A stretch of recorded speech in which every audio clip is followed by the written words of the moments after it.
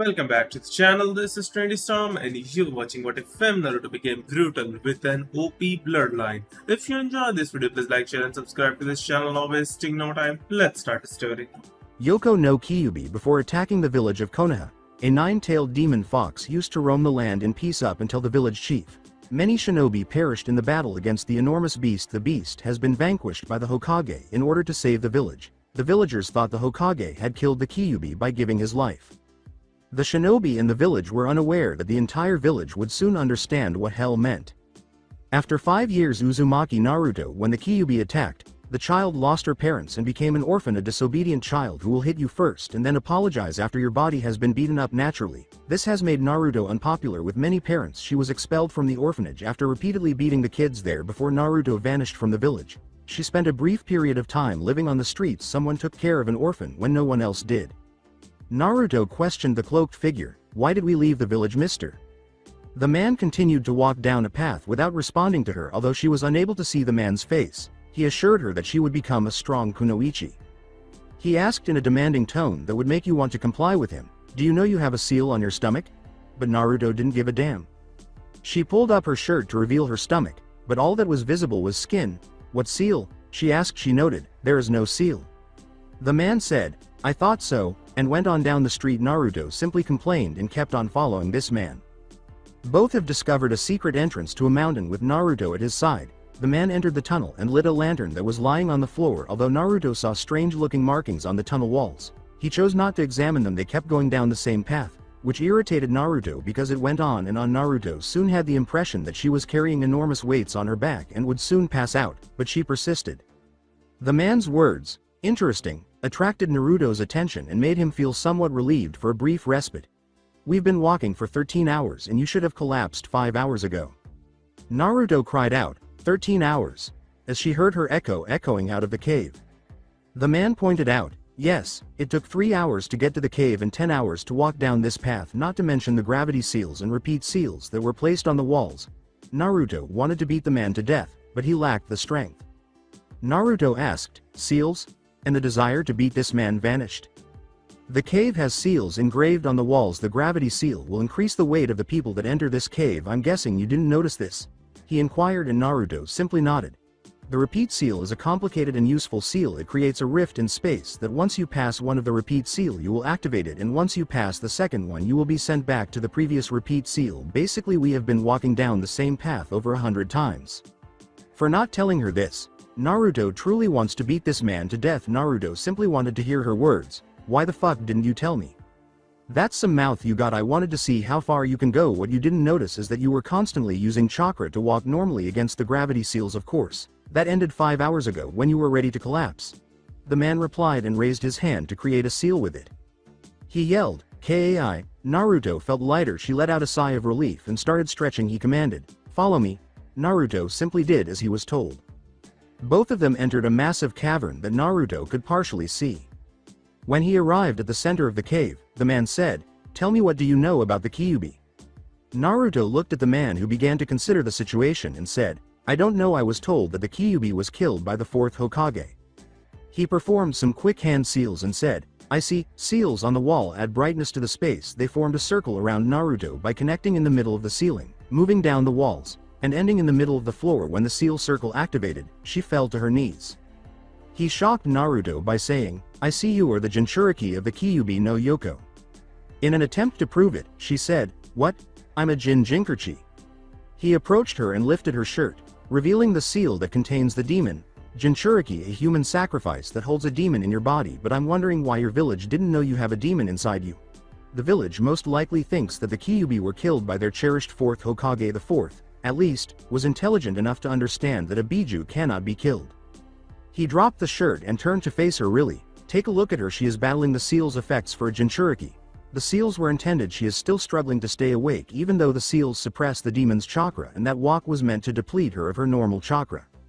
"I said I would help you become a powerful kunoichi, didn't I?" he replied, and Naruto raised her head to stare at him. "I can help you get rid of the Kyuubi inside of you and you will keep its chakra. But once I do, its power might kill you. You have a 35% chance of surviving, and I will pass down one of my abilities to you." Naruto started to consider this. She doesn't have to endure the pain of having the Kyuubi inside of her, and her chances of survival are only 35% when the village learns that she is in possession of the Kyuubi. They will demand that she be put to death or used as a weapon. Then there is the talent he will transmit. She questioned, "Why are you doing this and what is this ability?" before getting to her feet. Fantastic, she is now on her feet, fending off the seals.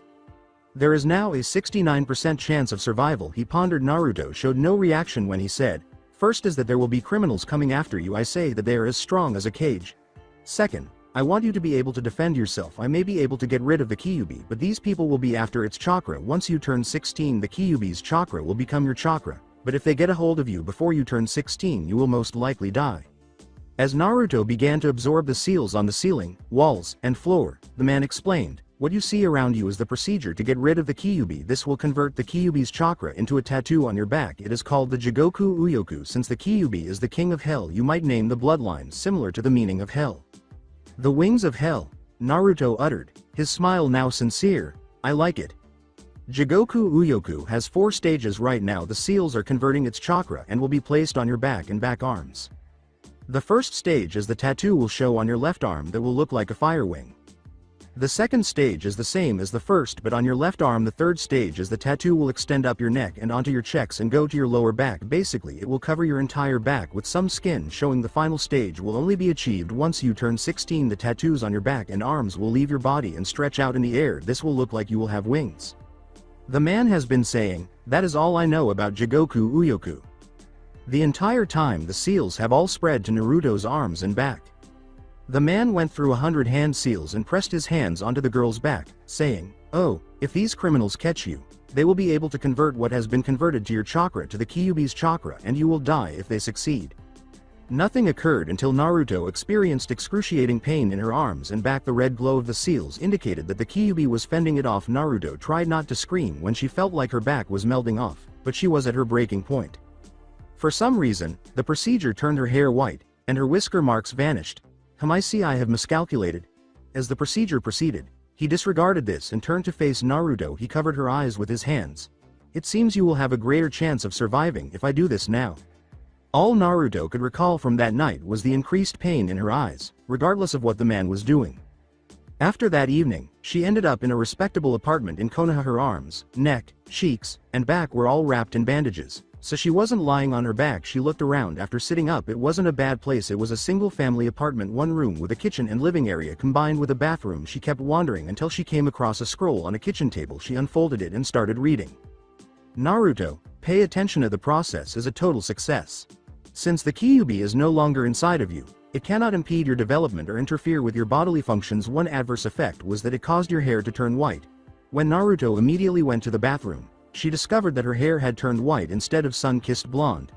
"I have no justification for the consequences of the side effect. In addition, you look more like a grandmother." Naruto squinted in the hopes that the scroll would catch fire. "I wanted to inform you you own the apartment. All you need to do is purchase your own food, for which I have set up an account for you depending on your level of maintenance. There is enough money there to purchase food, clothing, and supplies for 10 years. It indicates whether you're a high-class individual." She is starting to despise this guy. "To aid in your training, I've given you some scrolls from strengthening your body to managing your chakras. It seems that I have provided for all of your necessities. You have the rest to do. Here are some tips. A true ninja conceals their actual skills. Don't brag. Then, what about your gift? Through the use of the Kyuubi's chakra, I have bestowed it upon you. You now possess the all-powerful dojutsu. I can't tell which one it is. Don't get your hopes up, but it might be the Sharingan. It might be a brand new dojutsu style. It's yours now, or it belongs to someone else. I hope all of the things I have done for you have been worthwhile. To the only stranger in your life. PS in 2 seconds, this message will destroy itself." Ah! Naruto dropped the scroll immediately, anticipating a tremendous explosion, but puff the smoke until it forms a smiling face with a V sign in front of it. "I swear he was messing with me." A week has passed since that evening. It didn't result in anything positive. Naruto continues to experience burning in her arms and back for doing this to her. She cursed the stranger. As she looked at her back in the bathroom mirror, Naruto muttered, "Jigoku Uyoku." Even now, the burning sensation still spread throughout her entire body. "There's nothing there, but it feels like something is burning my skin." It was as if she were melting. Naruto reasoned that if she could survive this, she could survive anything, so she didn't bother to visit the hospital. She thought, and the dojutsu? She chose to go to the library to learn more about dojutsu because, apparently, she doesn't know anything about it. Naruto then left the apartment after putting on a standard red shirt, black shorts, and sandals. Finding the library took a while. Naturally, she had encountered the same orphanage boys and abandoned them in a ditch. She never imagined entering a place like this in her life. She is now staring at the library's entrance. Alright, simply put, it's a library. Simply swallow my pride and move on. That is not harmful. She moved closer to the door by one step. A boy exclaimed, "Hey, the granny is going to read some books on the remainder of her life." She was followed by a larger group of the same boys she had beaten earlier today. "Scared old woman? Do you need your grandchildren to fight? The boys made fun of you by saying, your old bones won't last long. Why is my hair color a source of ridicule? It's only white. Why is white hair a problem?" As she approached the first boy who spoke to her, she pondered. He only managed to say, "Oh, the granny is looking for a fight. Don't worry, I will go," before collapsing after taking a sucker punch to the face. As she raised her fists in preparation, Naruto asked, "Anyone else?" After getting ready, they all felt very secure about their numbers. "It's 1 against 9. She can't beat all of us," exclaimed one of the boys, encouraging the others to launch an assault. She rushed at the boys, saying, "I may not be good with math, but I will show you numbers mean nothing in fighting." Although Naruto enjoys fighting, she finds it easy to defeat a group of feeble children. Sucker punching a few boys and giving them a high kick to the face may be simple, but it's not difficult. She swallowed her pride to enter the library and left the group of boys who had wronged her in the middle of the street. After entering, she was struck by the space's enormity. She swallowed and walked around the area. Naruto turned to the voice and stared at a woman. "Can I help you?" he asked. Naruto nodded and asked, "You new here? Give me your name so I can make you a library card." She approached the desk and said, Naruto Uzumaki." She went to the back and pulled out her card and a few books, saying, "Naruto Uzumaki. Naruto, what, do you already have an account? Your card and books were reserved 10 days ago." Naruto nodded and collected the books. "Let's see here: War Tactics, Konoha History, Chakra Basics, and Human Anatomy. That's hard reading for a 5-year-old. Do you know how to read?" he asked.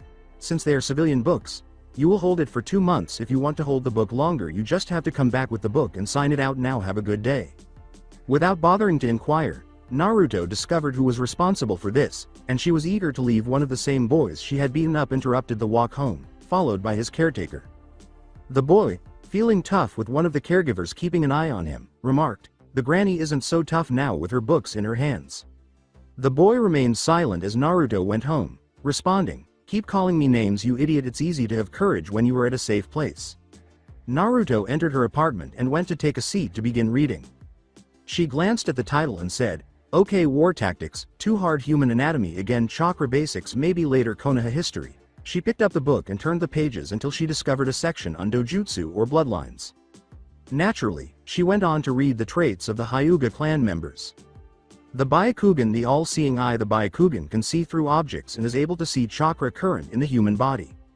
It is also stated that the Byakugan can see behind themselves with a 360-degree and in great distance. When activated, the Byakugan will show veins bulge at the edge of their temples. I don't have the Byakugan because I have blue eyes instead of pale, pupilless white ones. I'm definitely not the type of person who has a stick up my ass. I must also be mindful of their juken posture. She proceeded to the subsequent dojutsu, the Sharingan. The copy wheel eye. The Sharingan, a dojutsu that allows the user to copy and mimic other people's techniques. The appearance is a red eye with black tomos around the pupil. Mainly 3. The abilities of the Sharingan is labeled in 3 areas. First is the copy eye, second is to predict movements, finally it is able to hypnosis. Naruto started to learn about the features of the Uchiha clan. In addition, my eyes aren't black. Again, it's a cool dojutsu, though. After reading more, Naruto found nothing that bothered her. After throwing the book on the table, she went to grab a bite to eat. She walked over to the refrigerator. "Let's check this out. What on earth is that? I don't believe the scent." She simply slams the refrigerator door. The book was still open when she passed the table and saw that the last page had a kanji for storage with the words, "Press here," and an arrow indicating where to press. I'll just go out and eat." Naturally, her curiosity overcame her and she pressed the spot out of pure curiosity. The kanji immediately became brighter and made a poof sound before 6 scrolls emerged. When she yelled, "What the hell?"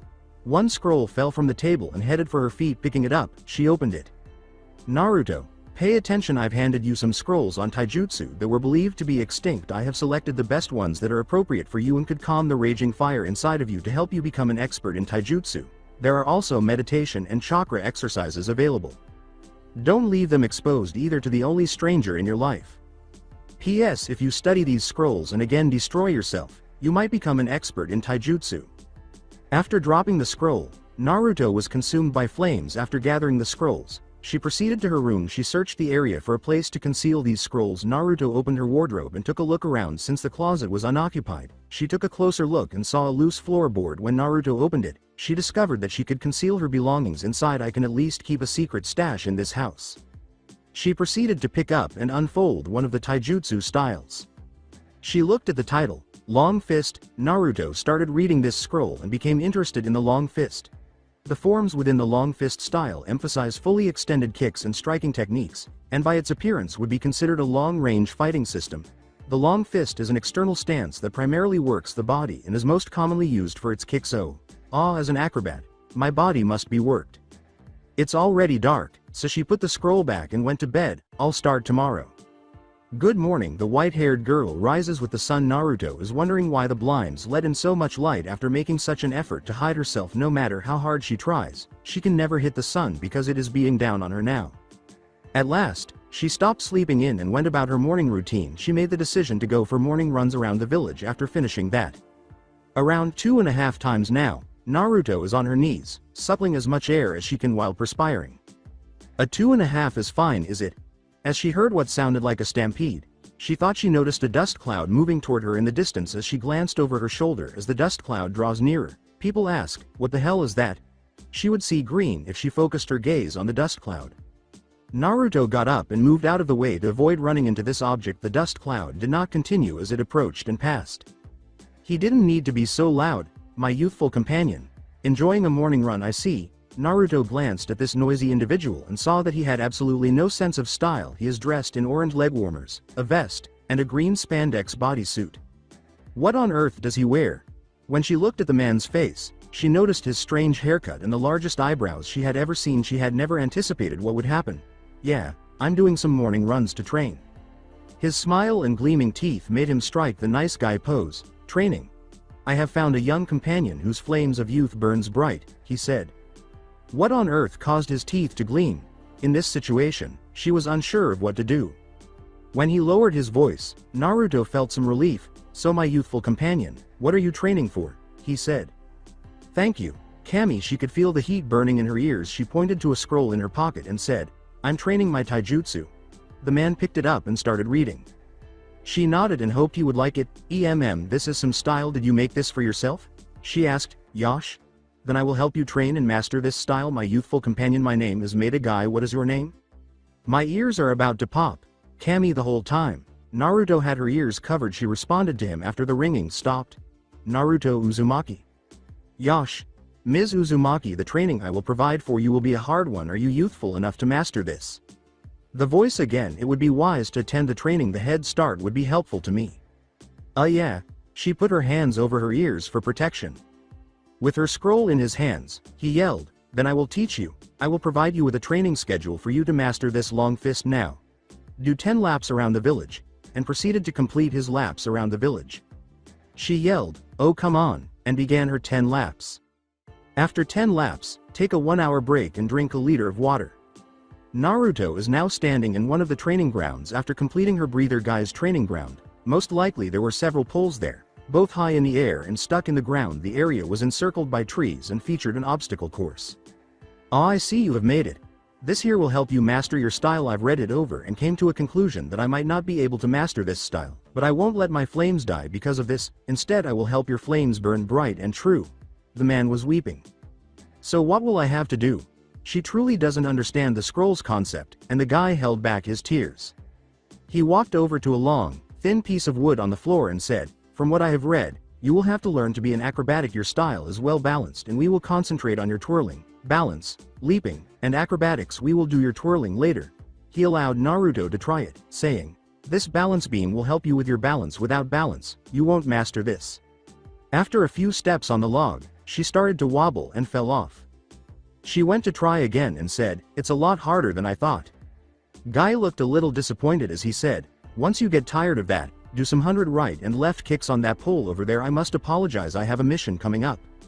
As she started to balance herself on the beam, Naruto remarked, It's okay if you let me use this training ground freely, then I will master long fist in no time.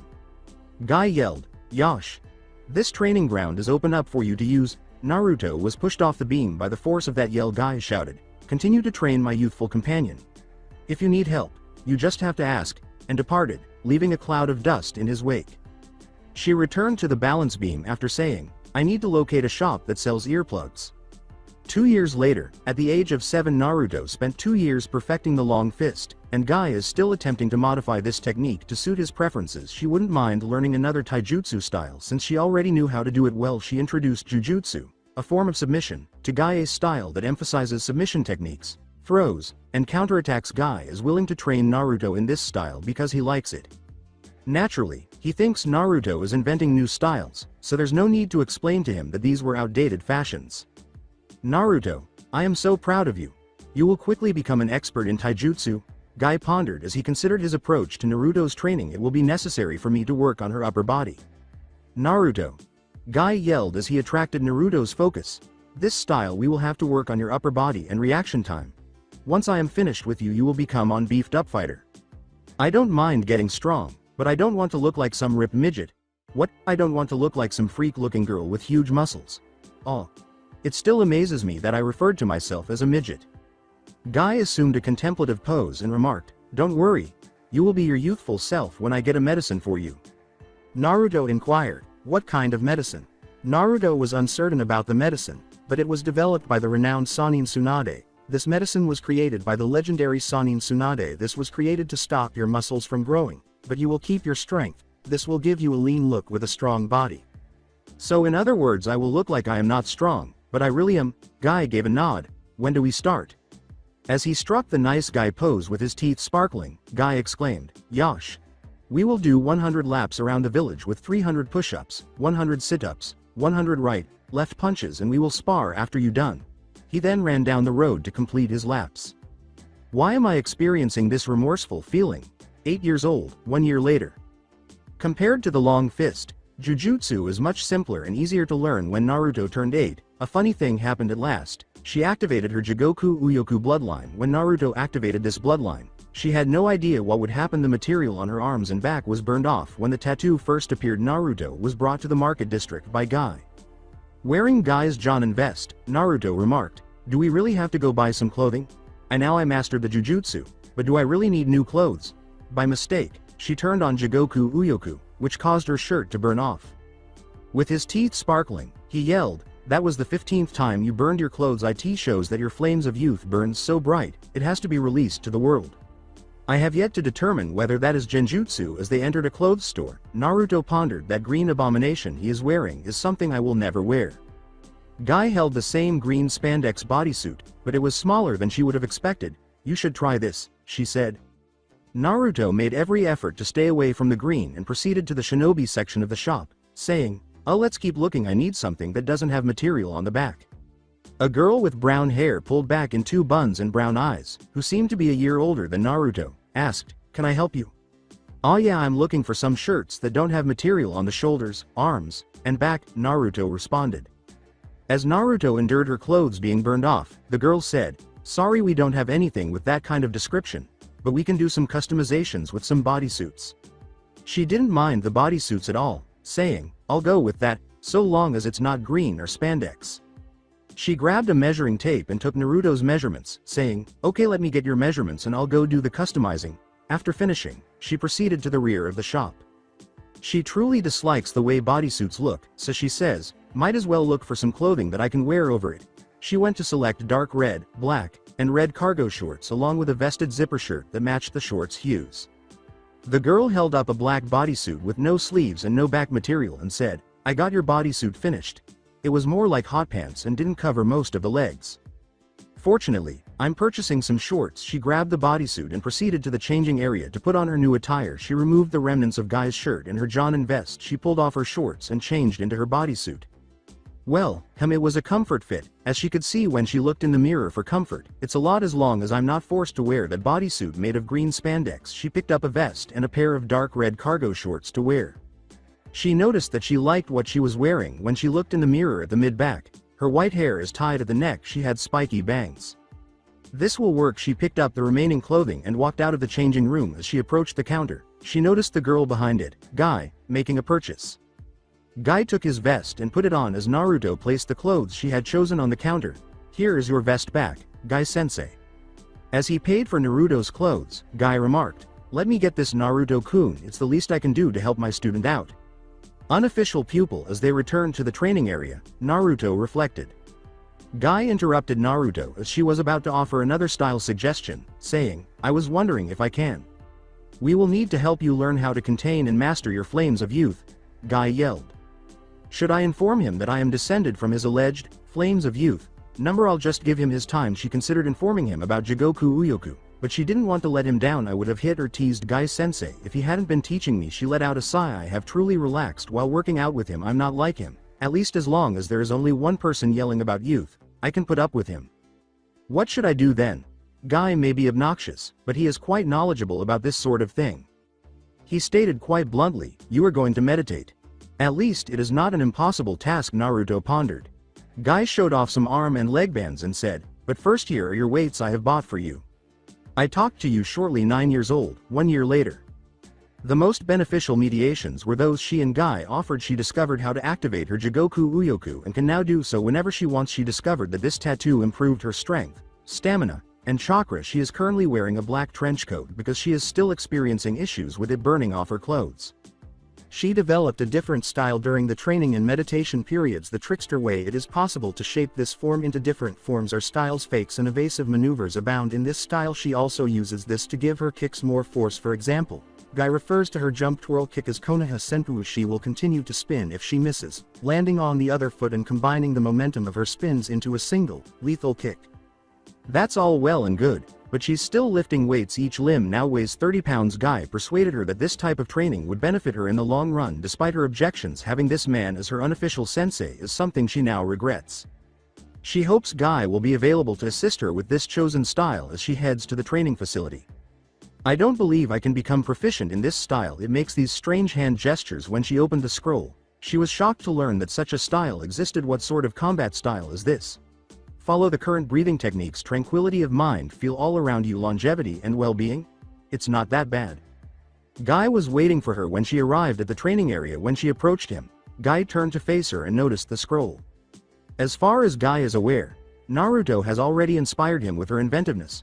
"My youthful companion has created another taijutsu style. I see. What will I be assisting you with?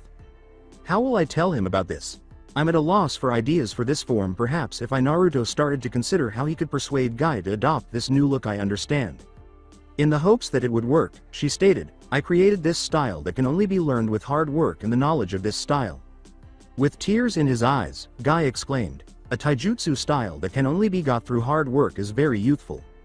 Whoa, it's unbelievable that he purchased it." Naruto pondered as she stepped back, attempting to comprehend his tirade about youth. About 20 minutes after he was done, Naruto handed him the scroll and started reading it. This is a style that can only be learned through hard work and the knowledge of it." Naruto didn't think Guy was so strong comprehension, but it has this hidden feature in it. Hidden feature? Was a question Naruto was unsure of. "You may learn the forms, but you will not be able to master this style without knowing the hidden message." Guy unfolded the scroll. "You may learn it, but to an extent." Forgetting that she created this style, she asked, "So it's like there is a decoded message in the scroll or something?" Guy turned around and assumed a lotus meditation position. "You, my young friend, have developed a strong style that will be challenging to master, but I will assist you in your training." Naruto took the scroll and read it, saying, "You will read the scroll first and meditate on what you have read." He's never looked so serious to me. This has to be a big thing. As she started to read it, Naruto reflected. 11 years old, 2 years later. As promised, learning this style was challenging. She still comprehends the ideas and forms of that style, but she was unable to decipher the hidden message. She won't name it or even bother to learn its name because she hasn't mastered it yet. Guy is aware of the name. He still believes she's coming up with these looks. Guy's status as her unofficial pupil ended on this day. Guy will serve as a team's sensei. Naruto is currently on his way to Guy's training area. Naruto saw that her training materials had vanished and had been replaced with the standard training materials when she arrived. "I suppose nothing lasts forever." She approached the protruding pole and gave it a gentle punch from her vantage point. It broke into blisters on the pole. "I must really take it easy." She can still clearly recall her first day at the academy 5 years ago. She assaulted a child who called her grandmother. They continued to make the same jokes. Anyone who referred to her as old or grandmother received a punch to the face that knocked them unconscious.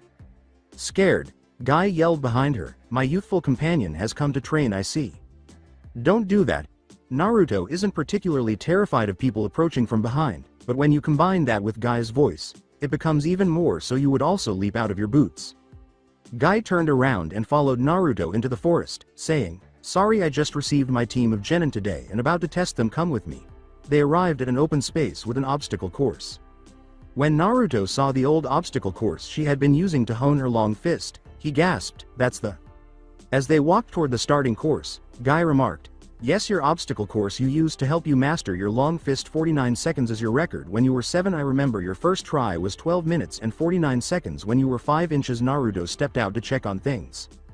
Jumping over 4 fences with one, you have to jump into a narrowed passageway that you can only fit through sideways and is 1 meter long with a 2-foot high entry and exit with mud in between entry and exit, a 2-inch wide balance beam that is 10 meters long with shooting projectiles, probably rocks." She kept inspecting the course, and the jump to pole that goes up and farther away from the next pole to the next. As Naruto returned to the beginning, Guy said, "Yup, it took you a while to understand how to get by this course easy. If you don't mind if I use this course to use it as a test for my genin." Naruto glanced back at the obstacle course and said, "Sure, I don't mind, just give them 5 minutes to finish this course. You know you haven't created that variation of my long fist, Guy-sensei. That long fist of yours is something that I won't be able to master. I have thought of ways to use them but I am unsuccessful, but I will not give up," Guy replied. Naruto saw the man's determination when he looked up at him. "Does he refer to these as flames of youth? I could give it to him and it wouldn't hurt." As she took a scroll out of her inside pocket, Naruto pondered. "Here." She handed Guy the scroll. "I studied the long fist further and created a variation that can be used for people with speed and muscle. It's the least I can do for you, helping me for 6 years." Guy took the scroll and studied it. His eyes were streaming with tears when he was done. "Oh no." In an attempt to avoid the inevitable, Naruto turned around. The word "tried" is crucial. Guy seized Naruto and embraced her tightly. Anyone could be killed by Guy's strength and personality if they were in her shoes. Guy was attempting to flee before being hugged to death, but Naruto was unable to understand her. She couldn't think of a way to breathe because her mind was so focused on getting rid of the pain from the hug. "Guy, please let go," Naruto screamed, using what little oxygen she had left. Guy released Naruto from her sensei's hug.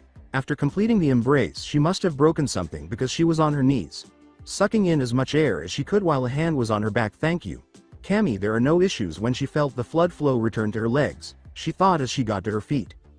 Wondering who would be the lucky ones, Naruto inquired, "So, when is your team will arrive here?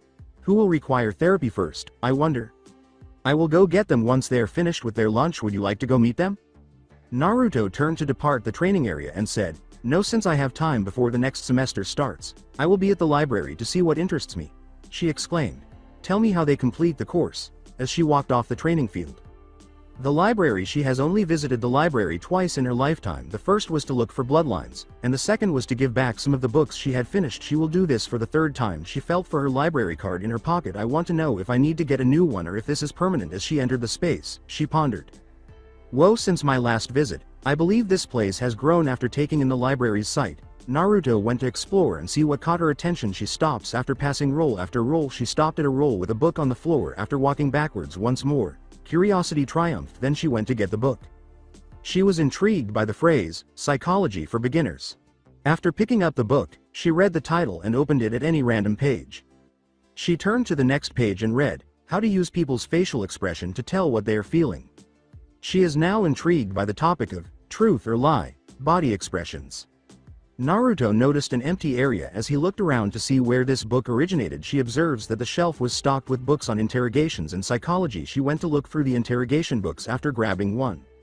She was undoubtedly in a good mood, but everything good has to end. A boy yelled, "Looks like the granny is all alone." "Oh, hurry up." Naruto let out a loud groan. How come they never give up? She placed her books on the fence and walked over to the boys who would soon die. "We might as well finish this." Naruto never lets people finish their sentences when they refer to her as old or granny.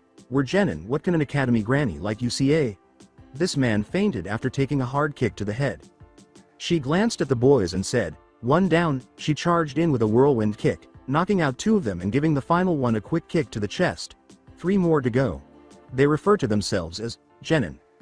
As Naruto turned to retrieve her books, She saw a man wearing a black trench coat and a bandana, his face as scarred as well. Worst of all, he was giving off an aura that warned others not to mess with him. Only Naruto was intrigued by this. Additionally, he is holding her library books. When Naruto was listening, he closed the interrogation book he was reading.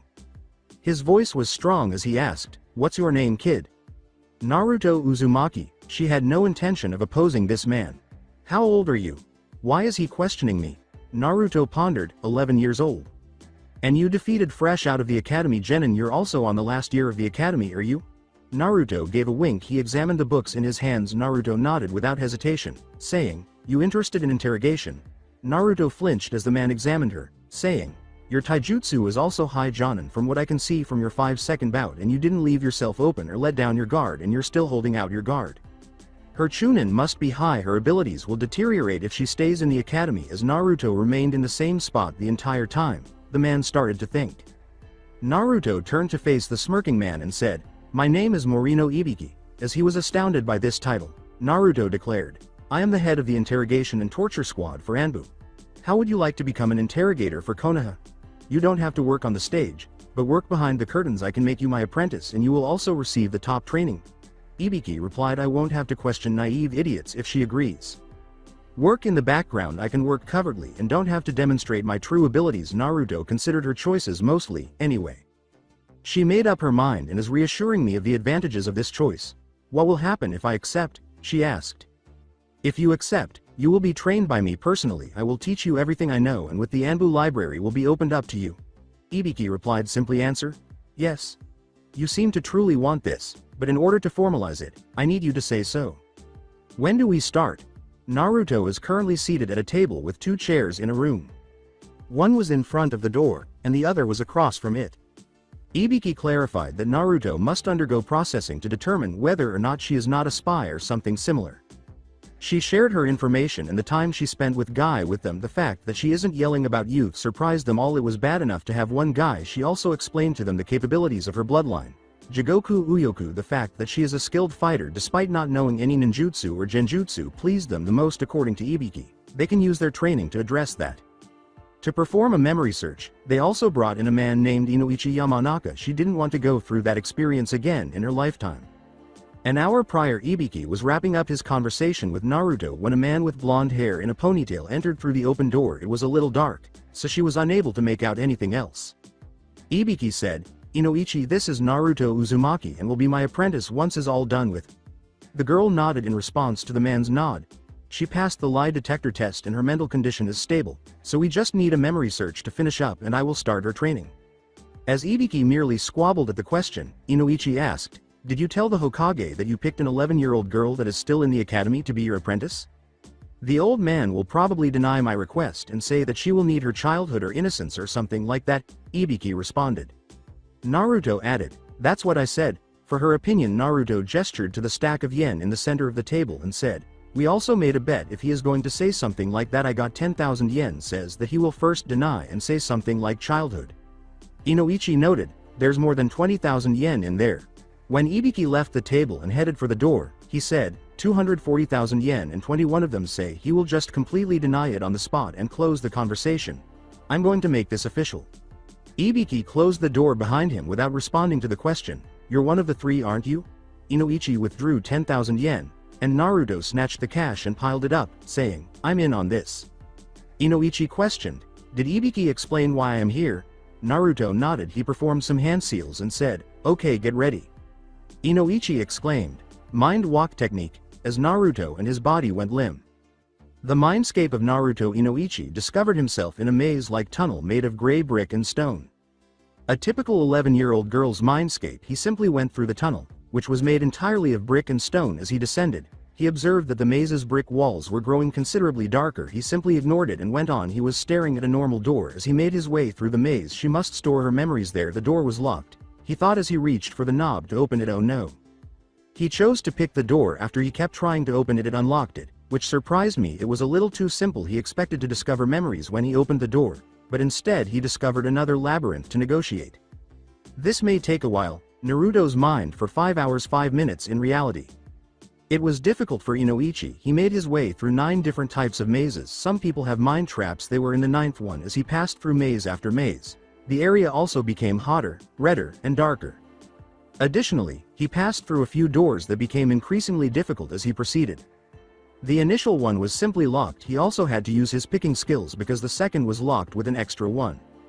The third one was identical except that the door was secured with a wooden bar. The door had to be kicked in by Inoichi with the exception of a steel bar. The fourth one had them all. He ended up with a sore leg after attempting to kick the door in order to move the bar. He had to conjure a sword from the mindscape, insert it between the wall and the door, and then raise it to the opposite side. Inoichi went to demo man the doors because he was sick of using his stealth abilities. And you know he's here. His eyes were fixed on the most securely locked door he had ever seen. The door stood 5 feet wide and 9 feet tall. The doorknob was absent. A locking mechanism on the side of the door secures it to the floor and wall. Additionally, it was composed of steel or any other hard material that comes to mind for Naruto. This girl's mind is giving Inoichi a lot of trouble. Why does she have these kinds of mind defenses? Even I don't have these. I may as well use my last option. As he approached the door to knock, Inoichi pondered. The locking mechanism unlocked and opened after a few seconds. "Hey Naruto. If you're listening, let me in." Asking never hurts. As Inoichi entered and was flooded with light, he pondered. He can now see that he is in a library. After the light has gone out, he read the category and looked at one of the shelves. He proceeded to the following shelf and said, "Mathematics. Cooking, Konoha history." Inoichi saw an open space and approached it, saying, "This is where she keeps her memories and experiences." He got a glimpse of the location. The building was 9 stories high, and it was evident that the majority of the shelves were empty. She is still quite young. He noticed a fireplace. When he looked down, she most likely used it to help her forget some of her knowledge. He noticed another ordinary-looking door. When he turned to look around, being a gentleman, he approached it. He rapped. Inoichi went inside after hearing a young-sounding voice say, "Come in." He saw that the room was crammed with filling cabinets and shelves that ran the length of the walls. Naruto is seated in a cozy-looking chair behind a desk in the middle of the room. After rolling up a scroll and placing it inside her desk, Naruto remarked, "Had fun dealing with the mazes and doors?" Inoichi asked, "How did you make something up like that?" While Naruto simply shrugged, Inoichi simply sighed as he considered the situation. Ibiki has a great sense of when to pick them. She is going to be an incredible interrogator. She will be difficult to break because of her mental defense to feel pain. She only needs to have a strong will. Inoichi glanced around. Inoichi inquired, "Is this where you keep heavily secretive information?" "Yes, what you seen outside is where I will keep the basics of surviving, music I like, food I like, a few memories, low-level jutsu and such. In here I will be holding my personal fighting styles, sensitive information, and whatever I think needs to be secret," Naruto replied as she reached for a file cabinet and opened up a document. After putting the file back, Naruto returned to her desk and sat in her chair. "This is my personal fighting style, long fist. I burned the real ones and put them in my mind. It's best to keep these things in my mind, and it seems I have a photographic memory. So what would you like to know?" Actual world. Naruto sat up as well as Inoichi did. Inoichi gave her a thumbs up and shook himself. She is currently waiting in the room with Inoichi and a few Anbu, while Anbu is on the other side of the transparent mirror. "I sincerely hope the elderly man thinks well of me." Naruto was about to close her eyes and meditate when a woman entered the room, but she was interrupted. This woman asked, "Hey, did I win the bet yet?" She wore an exotic outfit with her hite tied over her forehead, brown eyes, and purple hair tied in an exotic fashion. A brown skirt with fishnets underneath and a fishnet shirt. She wore shin knee guards and Anbu sandals to hide even less. She wore a tan trench coat. Inoichi had to inquire, "Which bet did you make, Anko?"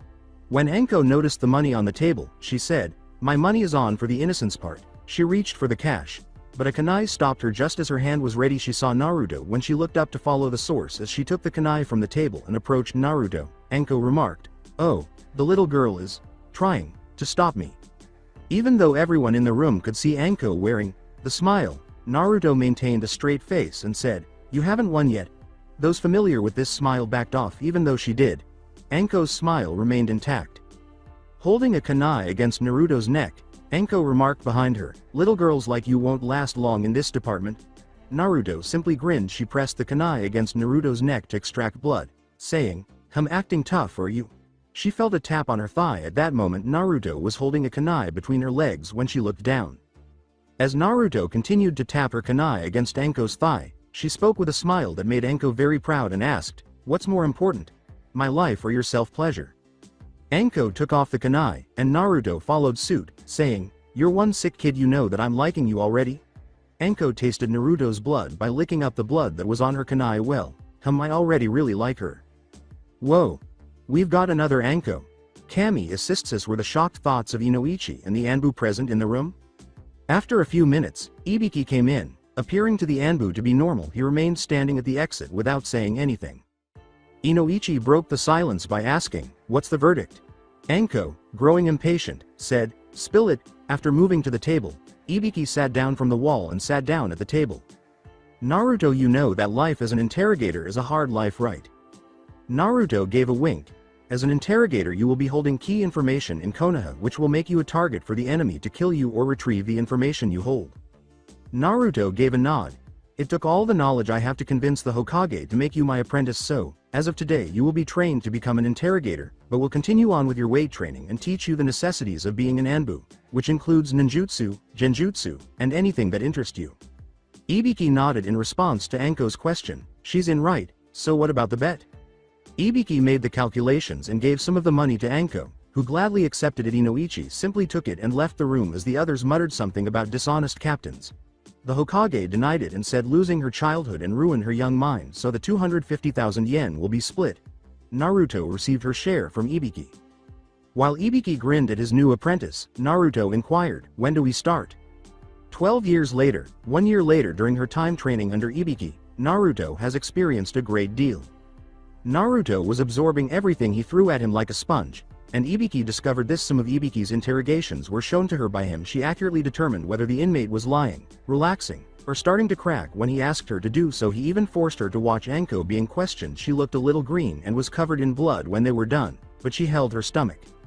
Her training in ninjutsu went well. Fire is Naruto's primary element. She immediately picked up fire jutsus and uses her ancestry to strengthen them.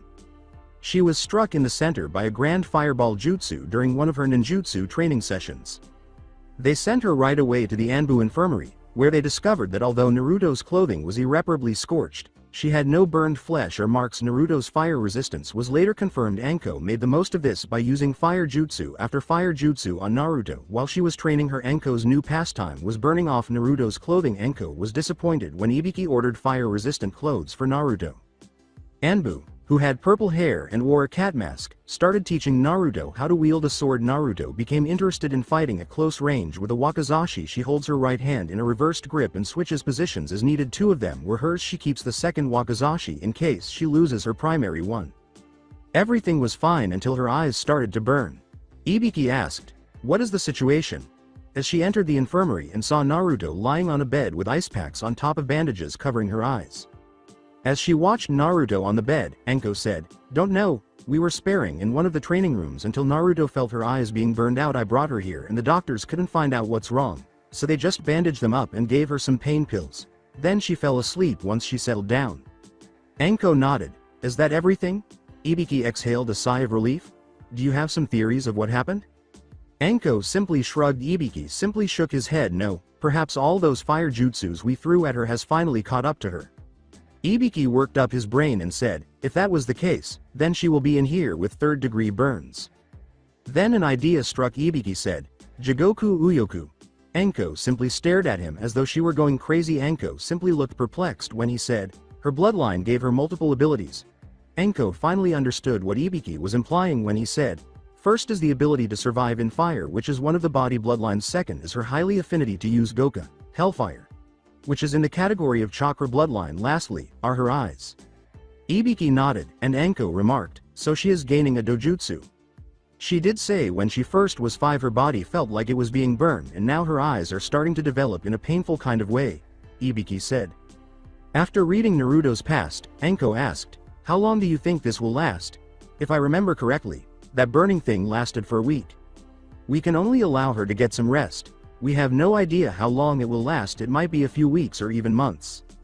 As promised, a week later, Naruto woke up and removed her bandages. When blind people wake up, their natural reaction is to check what's covering their eyes and remove it. When she did, she was able to see everything in great detail, including the color of the walls and the rough spots that appeared to be so close to the wall. She looked around and realized that she was in one of the beds in the Anbu's infirmary. Naruto recognized Anko as he heard someone enter the room and said, "Welcome back to the living brat. You gave everyone quite a scare. In any case, what happened to you?" Naruto simply shrugged her shoulders and resumed her lying position. "How much time was I absent?" The doctor had to occasionally administer painkillers to you to relieve the pain in your eyes while you were away for a week. Anko glanced into Naruto's eyes and said, "Let me see, I understand your bloodshot red eyes have a slitted pupil that appears to be vanishing along with the surrounding red hue. In fact, it's cool." Naruto just looked perplexed, and Anko said, "I can't wait to see what it is capable of." The woman in question was grinning in the same way that she does when she is questioning someone. "Oh, I should have mentioned that you have your own dojutsu. You had better give it a name because this is a new one." As she continued to name Naruto's dojutsu, Anko uttered, "I say the blood red eye." As Anko ceased mentioning names, Naruto uttered the words, "Jigokugan." "Say again." "Hell, I chose to call it Jigokugan because my bloodlines are surrounded by names that contain the word hell." Anko was hesitant to say this, but she kept her mouth shut. "Are you aware of how it operates?" "Get some rest, kid," Naruto said, shrugging and settling into her pillow. "We'll learn later." Naruto returned to his slumber as Anko turned around and departed the room. Later, Naruto discovered that she could freely activate and deactivate it, and she discovered how her dojutsu works. Jigokugan can hypnotize people and see through genjutsu. The hypnotizing eye can only hypnotize weak-willed people, but only if she uses half her chakra for 20 seconds. The genjutsu eye can see through genjutsu, so if she knows how to use it, she can easily learn how to use it. She created her own genjutsu, and once she has finished her hand seals, she will appear to fire a grand fireball with a blinding explosion.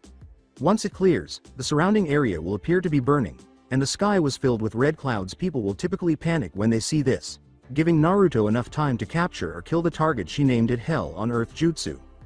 1 year of training may not be enough, but it will help her gain some experience, and if she can get the subject to talk, Naruto will join Anbu in the torture and interrogation department with more experience. She will be one of the head interrogators alongside Ibiki, Anko, and Inoichi. She entered the other observation rooms where the prisoner is being watched, and she was able to see Anbu, who wasn't on duty, to witness her first solo interrogation.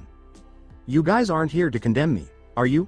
Naruto inquired, and the Anbu noticed a 5 feet 3 inches girl wearing Anbu pants, black sandals, and a black bandage around her ankles.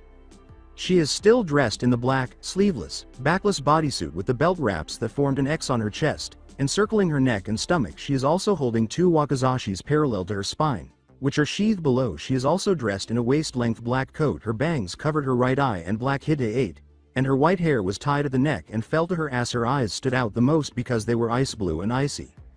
Anko came up behind Naruto and gave her a hug, saying, "Of course we were here to watch your first interrogation, Naruto-chan," and touched her as a result. One Anbu fainted and the others had minor nosebleeds. You're still undeveloped, Naruto-chan."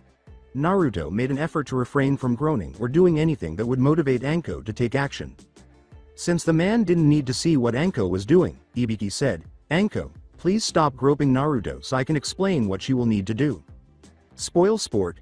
Anko halted her actions, and Naruto let go of the breath she had been holding because she was afraid she would yell or groan if she let it out. Naruto feared for her life but put it aside as she walked next to Ibiki and said, "We'll play later."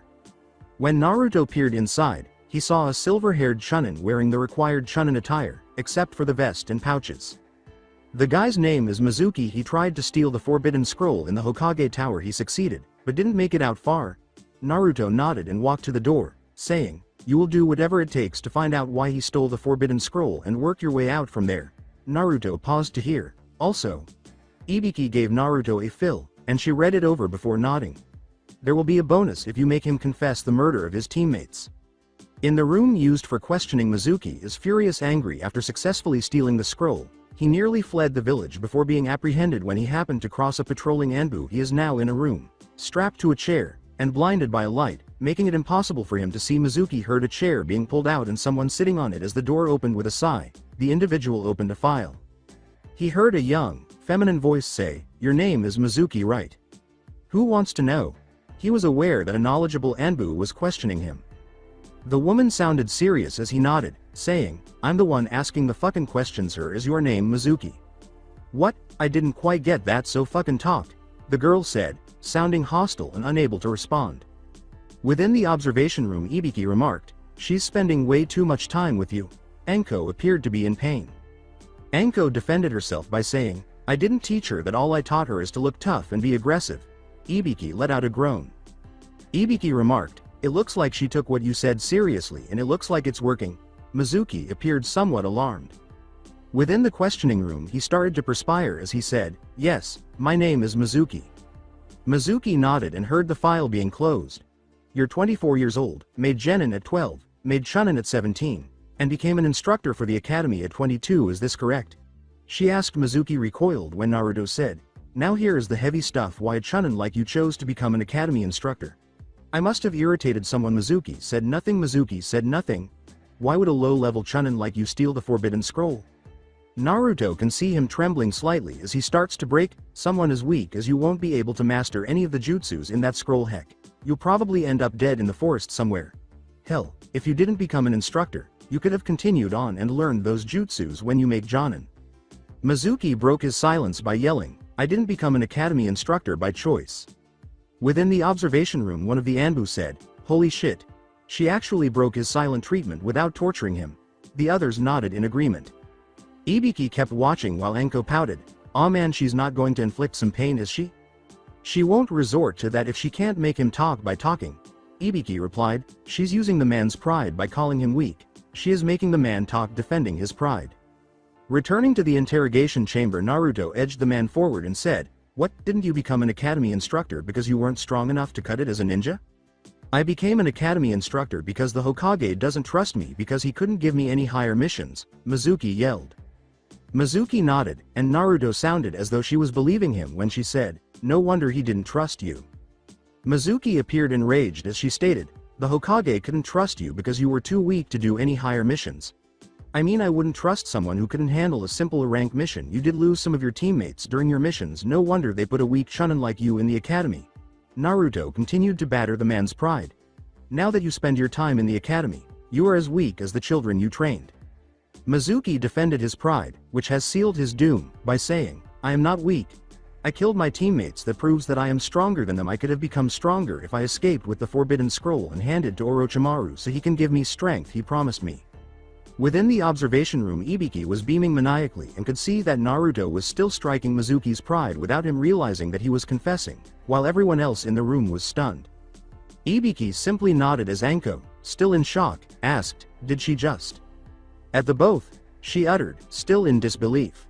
As he walked out of the room, Ibiki said, "I have to report to the Hokage with this and make her an official Anbu."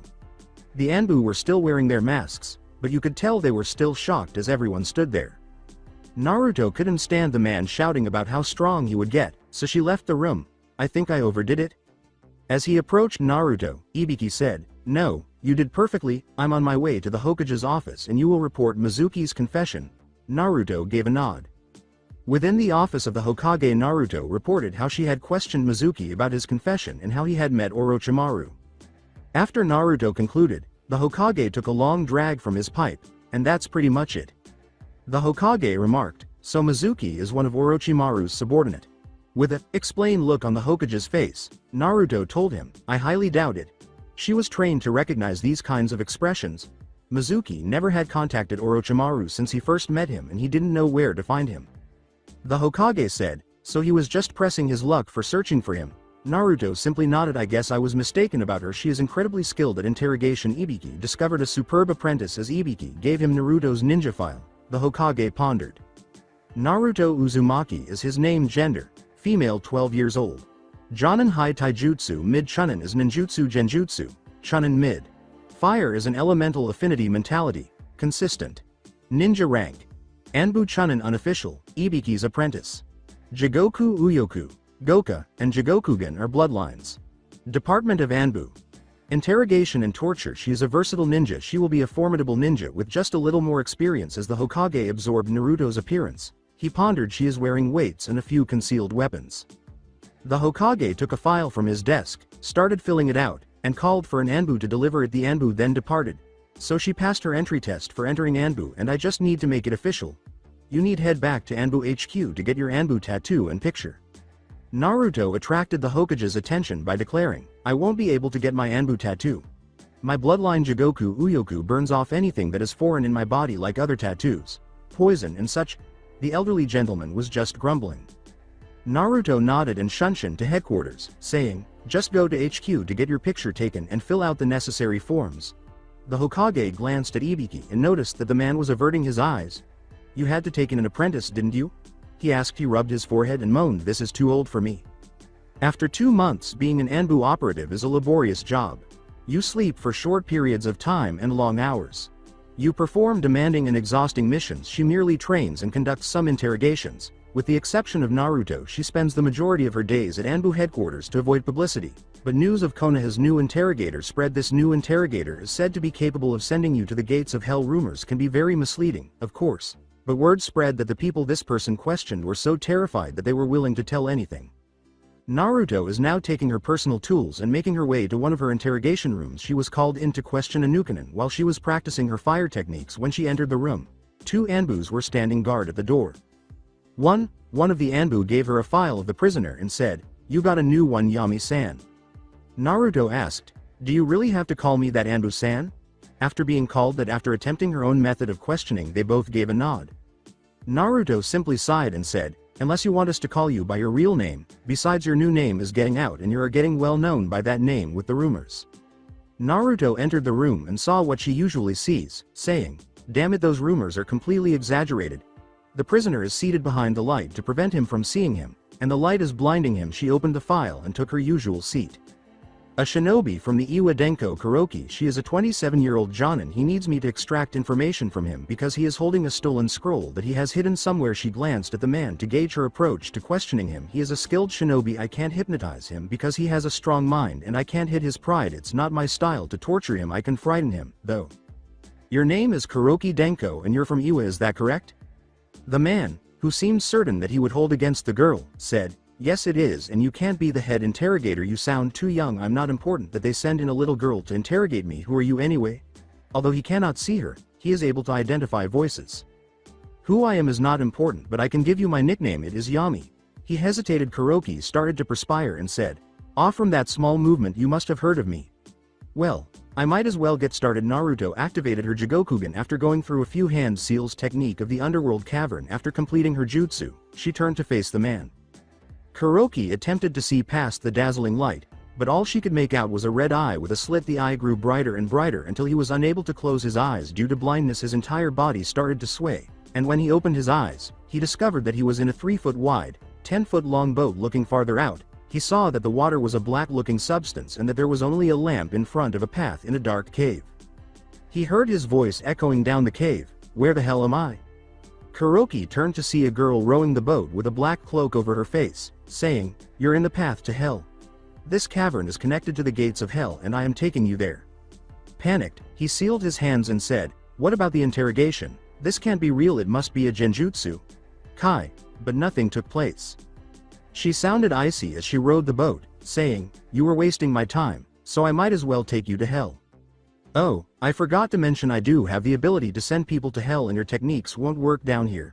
Kuroki landed in the front of the boat after being pushed back by an unseen force as he attempted to punch the girl. Pointing to the side of the boat, she said, "If I were you, I wouldn't do that. I can decide your fate down here. Besides, there is a fate far worse than spending an eternity in hell."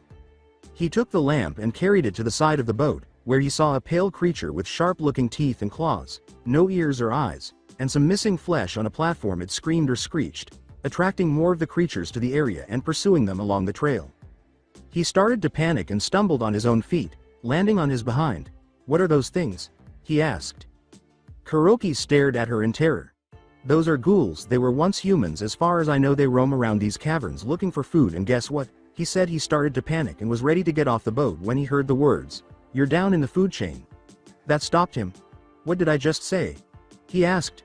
"They eat the people who leave the safety of this boat." He got up and looked at the creatures, and one of them screamed at him in return. "So if I stay in this boat, they won't get to me."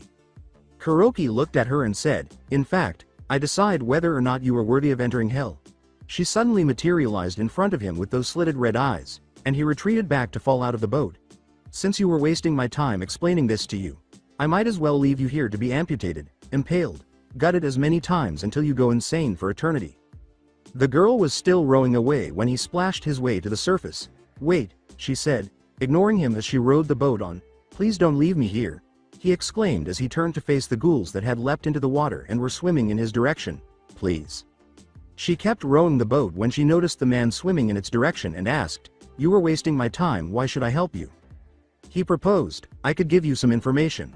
While continuing to row, she glanced at the man and asked, "Some do I look like some little girl who is worth your time?" When she did, one of the ghouls came up to him and scratched him up with his left arm. Another came up to him and bit his right shoulder. He let out a painful scream. "I'll tell you everything." She needed that she performed a few hand seals release of the underworld cavern. The same slitted red eye was growing brighter as Kuroki turned to face the girl, and the red light engulfed her. When he opened his eyes, he discovered that he was strapped to a chair and in the same room as the dazzling light. "Now are you going to answer my questions, or am I going to have to leave you in that cavern?" the questioner asked. Good genjutsu that can't all be. His thoughts were interrupted when he became aware that he was covered in the black substance, that his left arm was scratched up, and that his left shoulder had been bitten. "It isn't possible." He started to tremble violently. The voice sounded a little impatient as it asked, "Are you or are you not going to answer my questions?" Kuroki started to argue with himself his argument that it was all a lie. As one side he confessed because of his fear and because he didn't want to see that miserable place ever again. He sags into his chair and replies to all of Naruto's inquiries, telling her everything. "I'll talk." 10 minutes prior, Naruto releases the genjutsu she developed to instill fear in her victims. As she slumps into the chair, she rose from the chair and walked over to the wall to switch on the room's lights. Naruto went to a sink to turn on the water and fill a bucket, saying he should be out for a few minutes. She filled the bucket with dirt, black dye, and a small amount of sticky material to create the black-looking water in the genjutsu. She stirred them all together. After the water filled, a person walked in. When Naruto turned around, he saw Anko at the door. "You did the genjutsu again, didn't you?" Naruto finished stirring her black goo and said, "I had to use my genjutsu that I created because I won't be able to hit the man's pride or talk his brains out hoping for him to slip." Anko walked over to a table with the tools and took one of them, asking, "Why not torture or your hypnosis?" Naruto nodded, and Anko proceeded to cut the man's right arm so that it appeared to be scratched. "The usual right." Then she returned to the table. "Anything else?" Naruto asked, pointing to the jagged tooth tool before making a bite mark on the man's left shoulder. Naruto picked up the bucket, walked over to Kuroki, and turned to face him. "I do torture them after I'm finished with the genjutsu. As for my hypnosis, the man is too strong-minded to fall under my hypnosis, so I had to use genjutsu." Anko simply shrugged as the bite mark began to leak blood, saying, "You overdid it with the bite mark." Naruto merely moaned. "You said it has to be believable, right?" Naruto simply moaned once more and lifted the bucket over the man's head to dump it on him. "And you need this place to have the hint of blood in the room to have a more successful interrogation." After Anko finished dumping the bucket on Kuroki, Naruto threw it in the sink and asked, "How many times did you use your Jigokugan for interrogations?" "I used it for most of my interrogations. I used the hypnotizing eye 2 times, but it only works for weak-minded people and it uses most of my chakra for 30 seconds. Naruto went to turn off the overhead lights. "How exactly does that part works?" "Well, I hypnotize people by looking at them like a strong genjutsu. I will never use that part for combat as it takes too much chakra. How it works is like if I say, 'Go jump off a cliff,' and the person will do it as long as I keep my Jigokugan activated. Again, they must be weak-minded people. I use it by turning them into truthful people, and I will ask them questions and they will answer truthfully." Naruto glanced at Anko and noticed that her mouth was. Anko walked out of the room when she noticed the man waking up, and Naruto asked, "Are you going to watch or are you going to stay?" Typical time. Naruto exited the room containing a man who was trembling from being questioned by Yami. When she left the room, Anko was already there to greet her. Anko grabbed her arm and pulled her away, saying, "Let's go get some dango to eat, kid." Naruto held up her report and said, "But I have to go report my interrogation." Anko picked up the paper and handed it to a passerby Anbu member. The Anbu didn't protest, so Anko shunned her and Naruto from the building. "Take that to the Hokage and tell him that me and Naruto are on break." As Naruto walked through the Anbu headquarters hallways carrying bags of clothes, she asked herself, "Why does she does this to me?" Naruto noticed that Anko was wearing clothes similar to hers, and she wouldn't be seen dead wearing them. "She seems to want me to emulate her." Naruto became alert and turned to see Ibiki staring down at her. "You were supposed to give your interrogation report yourself, not hand it down to an Anbu to go out with the intention of using it against her," he asked. "Now what is your excuse for this kind of behavior?" As she stood there, Naruto considered how she would conclude this without escalating into a dispute. She chose to take the long shot since she was at a loss for ideas. Anko. Quiet. It appears that Ibiki was unable to respond to the fact that both were merely standing there. Ibiki looked down at the bags Naruto was carrying and said, "Good enough. What did she do to you this time?" He received his response when Naruto suddenly became interested in looking at the floor. "She made you go on a forced spending spree with your money, didn't she?" he asked. As she turned to head to her room at headquarters and Ibiki went to do whatever he does on his days off, Naruto remarked, "There were so much dango and sweet tea." She discovered a box on top of her bed as soon as she walked into the room. What on earth is this? When she opened it, she discovered a mask and Anbu gear. It was a simple black mask, no animal that represents her identity, simply black. She looked through the contents of the box and found everything an Anbu would require for their missions. This box appears to be explained by an envelope. To Naruto Uzumaki's character Yami, everything you need to complete some missions outside of Konoha is contained in this box. Because of the information you will be getting during your interrogation, an interrogator must remain anonymous in order to get better. You will also be accumulating some experience in the field interrogation, information retrieval, and some purge missions will be among your tasks. Purge missions are typically carried out alone or in groups. What you call ruin a criminal's life further is what these missions are. To receive your first assignment, report to Ibiki. P.S. You may want to take action regarding your hair. She took a handful of Naruto's dubious long white hair after she had finished reading the letter. She questioned, "What's wrong with my hair?" As she peered deeper into the box, she discovered hair dyed dark. It does stand out quite a bit, though. Alongside Ibiki is currently moving through the interrogation and torture department's hallways. He recently concluded a conversation with a prisoner who shared his life story with him. He's good man. He conducts interrogations whenever he feels bored. Even though it is his day off, he noticed an Anbu in his office when he walked in. Not your typical Anbu with the necessary attire. He spent a year training this one. In addition to having black hair styled in a high ponytail and bangs that cover the left side of her face while revealing a small portion of her right, the aforementioned girl is now wearing Anbu equipment, which is covered over a trench coat that is styled similarly to his. Her new black mask covers the areas of her face that her hair was unable to cover. Her hairstyle appears to have been inspired by Anko. After giving it some thought, Ibiki moved to his desk. "The now, Anbu," said, "care to explain this?" Ibiki said as he went to complete some paperwork. "Well, you do need some experience and the new look will keep your identity a secret. Indeed, even the head of torture and interrogation is battling the great evil, and your Anbu name is Yami." To clear the air, Yami said, "I know all that, but why now of all time? You need to get some field experience, and did you expect to be living in the basement for the rest of your life? From what I have gathered from your file, you seem to be interested in the demolition department of Anbu. It's accurate. She will pass off all of her knowledge of fire techniques as demolition. Her transfer has been requested by the demolition department." But Ibiki stopped them by mentioning that they needed more interrogators. However, Naruto is welcome to join the demolition department if she is tired of the interrogation department. Naruto said, sheepishly scratching the back of her neck, "Well, I thought that I wouldn't be doing some dangerous stuff, but it seems I didn't think ahead." Ibiki took a scroll off his desk and gave it to Naruto, saying, "Indeed you didn't." After receiving it, Naruto opened it and read, "That is your first assignment. Team 8 will question a prisoner and their Jonin sensei will apprehend them in 2 days to start the interrogation process. Meet at the specified location for my first outside assignment." Not bad. After rolling up the scroll, Naruto put it in his pocket. According to Naruto, "When do I begin?" Ibiki said without humor, "You will start in 20 minutes or as soon as possible. It takes 2 days to get to that place and try not to make a scene." In the tone she uses when conducting interrogations, Naruto said, "I'm always serious when I do my interrogations, sensei, and I will do the same outside the village." She then left Ibiki in his office and Shunshin left the office. Anbu showed up in the office and said, "It's like she has a split personality when she does that." Ibiki's response to the Anbu, a first response squad captain, was, "She does that to hide her identity." Tenzo. Black Ops Anbu or simply Anbu, a team of professional ninjas who handle tasks that the average ninja would consider covert or suicide missions. First response, assassination, interrogation and torture, demolition, and spy squad are the 5 departments that make up the Anbu. It was all in the names. Tenzo waited for Ibiki to respond before asking, "How do you think she will do on her assignment? She is your second student after all and she is still learning. I can't always keep my eye on her. She's secretive enough and there are things that I don't know about her. Even if I try to get her to talk, she knows the basics of my interrogation that will help her stay secretive. She'll do just fine." Ibiki replied and proceeded to complete his portion of paperwork. Tenzo simply nodded before leaving the office in the same manner that he had arrived. Alongside Naruto as promised by Ibiki, Naruto has reached the assigned location in 2 days. Instead of being a fool and waiting in the open, she hid in the trees and waited for the squad to come. She took out a book on how to make your own genjutsu.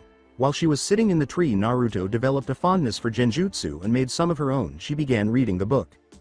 After 2 hours after finishing the book, Naruto surveyed the area to check for the presence of Team 8. They're taking their sweet time, for sure. After giving it some thought, Naruto took out a second book on psychology and interrogation. You might as well read on.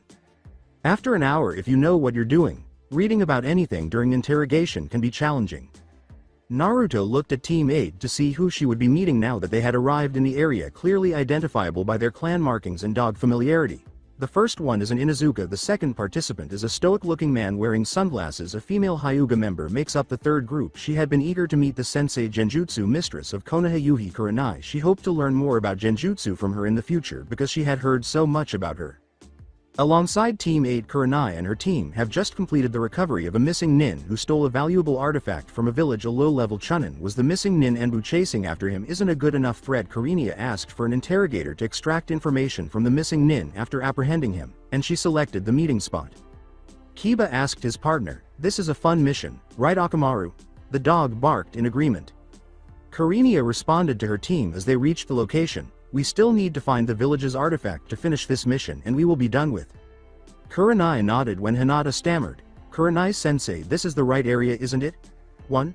As she asked her a question, Kiba's partner attracted everyone's attention by barking. Kiba said, "I smell it, boy." Everyone wanted to know what they were smelling. "Me and Akamaru smell ashes in the area and it is strong." Kurenai said, "Ashes?" And Kiba simply nodded. Who would smell like ashes? Kurenai prepared a genjutsu and everyone assumed defensive positions before the figure suddenly materialized. "That would be me, Kurenai-san." Kurenai said, "Genjutsu?" The figure nodded with a chilly tone. The figure said, "You're Team 8, I assume." Kurenai said, "Yes, and who might you be?" She continued to prepare her genjutsu. She walked closer to the group and said, "The name's Yami and I am the interrogator you requested." Kurenai cancelled her genjutsu, and everyone lowered their stances. When Naruto made her appearance known, she let out a breath she had been holding, and it wasn't out of fear of the wrong people. This was the genjutsu that the genjutsu expert was going to use if she had an itchy finger. I would be in serious trouble because cancelling the genjutsu would have been challenging in her extensive reading on genjutsu. Naruto learned about ninjas who prioritize one genjutsu over another, which would not be an issue for a genjutsu master. Yami looked down at the unconscious nin they were dragging along and said, "So you want me to make this guy spill his guts or to make him talk about his full life story or tell you about his personal fantasies? Your pick. If nothing else, they ought to have carried him on their shoulders." With a groan, she approached the man who would soon awaken irritable when he wakes up. "I just hope he doesn't take it out on me." In response, Shino said, "We just need the location of the artifact, Anbu-san." Shino nodded and proceeded to complete the task assigned to him. "Just go tie him against a tree and leave him there until I get some information from Kurenai-san here." The Jonin-sensei provided her with the information she required to conduct an interrogation, asking, "So what specifically am I going to pry out of him?" Shino remained silent and completed tying up the man. "All right.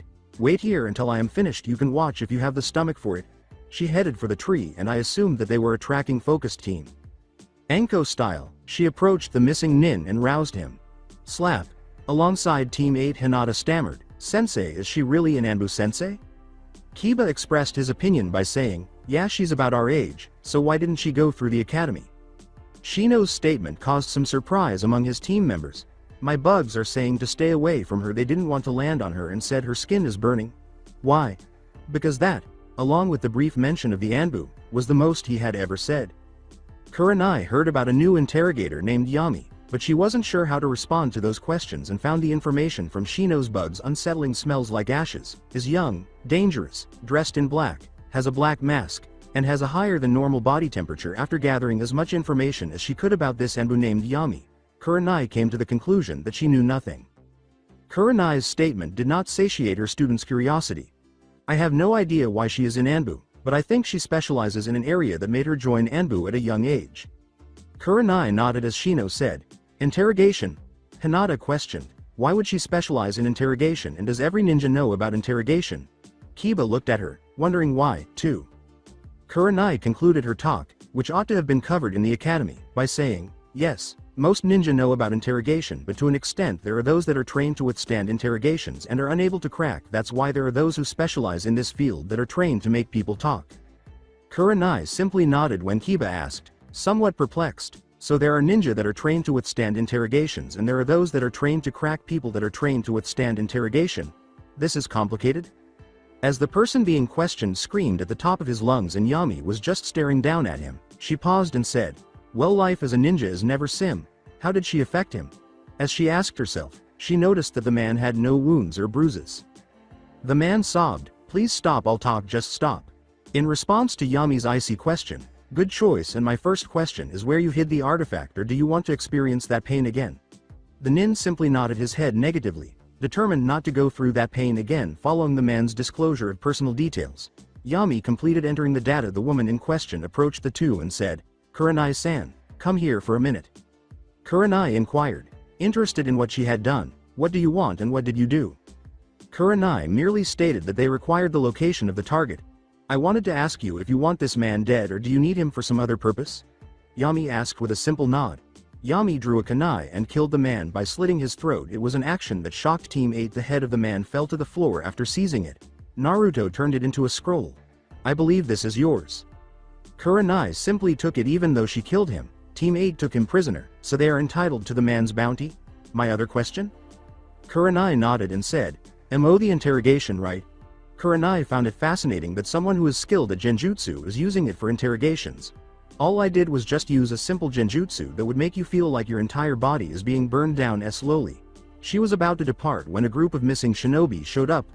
"I have to head back to Konoha now. It was nice meeting you, Kurenai-san." One of the nin, perhaps the leader, remarked, "Now would he be so kind and give us the information of the whereabouts of the artifact and no one gets hurt?" They began to move closer to Team 8. While Yami stood there doing nothing, Team 8 prepared for a fight. Come 3 low Chunin, 1 mid Chunin, and 5 mid genin level. The level of the fighters in front of her made her sigh. "I suppose I could work on my genjutsu with these guys." She performed her new favorite genjutsu right away. Her voice was loud enough for Kurenai to hear her say, "Illusion ninja art. Falling of the sky." She said in a whisper loud enough for her team to hear, "Everyone, get ready to cancel a genjutsu." However, she chose to keep it going because she wanted to see what her opponents would see. It started to grow darker. The ground shook. It started to shine brightly in the sky. It only started to get brighter and brighter, which is the only strange thing about it. Kurenai saw it at that moment. The sky started to darken, or more accurately, the sun was drawing nearer. She had enough and cancelled it when it got close enough for her to feel her skin melting. She was horrified and appalled by what she saw after she stopped Yami's genjutsu. The neighborhood is completely destroyed by fire. Any tree that hasn't burned is burning. The clouds are either red or black, and the sky is red. When she turned around, she could only see charred and burned corpses on the ground where her team was. She merely grinned at the Anbu's genjutsu inventiveness. Her senses returned to normal after she cancelled the genjutsu on herself, and she could see that her team was awaiting more instructions. She had never seen that kind of illusion before and is open to learning it, so she asked, "What was that genjutsu?" Kurenai understood her when she said, "The first one was my new one I created. It's called the illusion ninja art. Falling of the sky, and I believe you have seen the results." "First one? The second one was my first illusion that I have ever created. I made it seem like the world is burning and everything else is no more.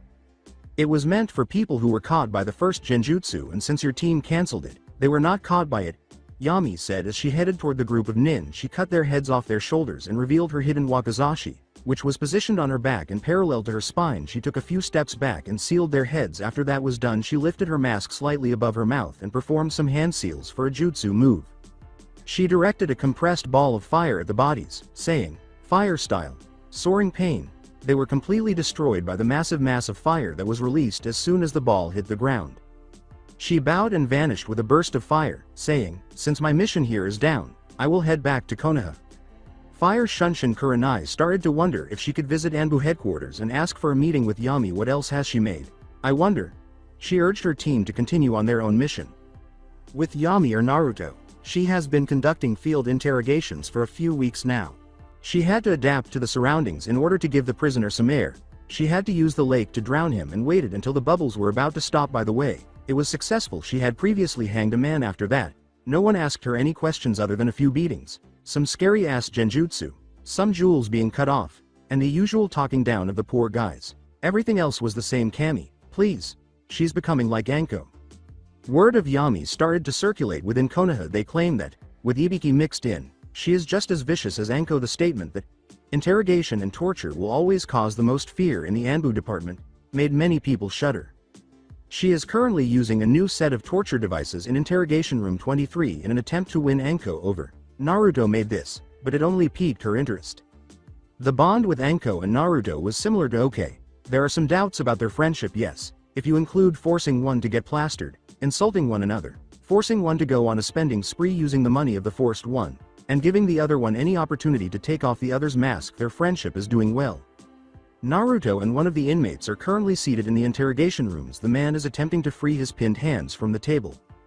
Genjutsu won't work on this Jonin guy, the first one to test this theory, but I could beat him, she pondered while carrying a heavy object in one pocket and an enormous number of nails in the other. Anko would simply chop off each of the man's fingers individually, but we'll see how this plays out. The man simply nodded when she asked, "Your name is Susu Raito, right? What is a Kumo Nin doing inside of Fire Country?" No reply. "If you don't give me an answer, then I will have to get drastic, and my colleague is telling me to get bloody in here." Again. No reply. The man's silent tongue makes her moan. I'm genuinely appreciative that he isn't answering for once. She produced a hammer and set it down on the table. The man flinched slightly upon seeing the hammer. As Naruto can see, I adore my job, Kami. Naruto observes the man arguing with himself and asks, "I will ask you again, what were you doing in Fire Country?" The twitch of a finger, the awkward motion of sitting on the chair, the drop of perspiration, and the tension in the man's eyes are all visible to her. She took several nails out of her pocket and put one next to each finger and thumb, saying, "I'm not talking, nay, okay, maybe these will help you talk." He started to try to free his fingers from the binds on the table and said, "I would cut off your fingers one by one, but have you ever wondered about the anatomy of the fingers? The hand is able to withstand any amount of damage if you're careful. The outside skin is breakable, but is bearable. The only problem about the hand is the inside palms. They're quite sensitive in way, like if there is a small cut and you can feel a great amount of pain. The nails are tough, but are breakable, and you would get one hell of a broken nail." She took a nail and put it on the left finger of the individual. "The muscles in your fingers are also sensitive. That's why people would break or cut them off to feel extraordinary amount of pain.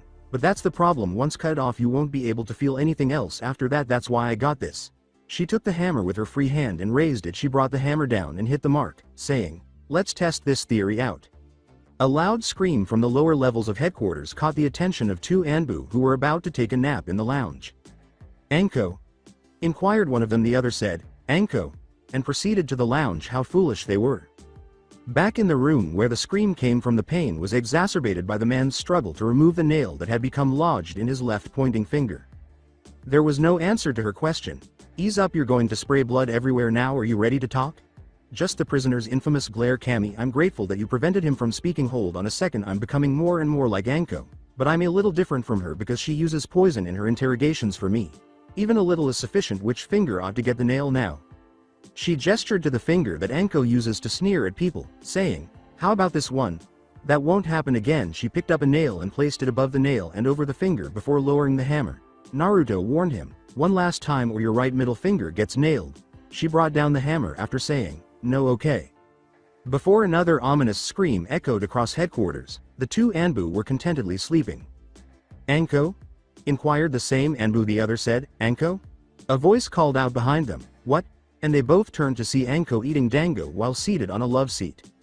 As she chewed her food, Anko nodded and asked, "You're the real Anko, right?" Everyone in the lounge exchanged glances before rushing to watch an interrogation. Then who was making the prisoner scream so loud? Returning to the scream room, the man felt more pain than before when he attempted to wriggle out of the grips holding his hands and fingers down. At last, he opened his mouth to say, "Get them out, you sick bitch." But his words were incorrect as before. He let out a loud scream when he felt another nail pierce his left thumb. Threateningly, she waved the hammer in front of him and said, "Call me a bitch again and I'll drive 2 more nails down." She saw that he was attempting to dull the pain, so she brought the hammer down to the table and asked, "Now are you ready to talk, or am I going to have to drive another nail down?" "Ah." He let out a cry of agony and terror, the pain of the impact on the table, which caused force to move the table and injure his fingers, and the fear of the hammer driving another nail through his finger. She picked up another nail and performed the EANY meeny miny mo with her remaining fingers, saying, "I could do this for hours, but how long can you resist this? In the observation chamber, that's just brutal. Look at all that blood on the table, it's going to take a while to clean it. Remind me not to piss her off, she's a genius. That's my girl." Can you guess for whom?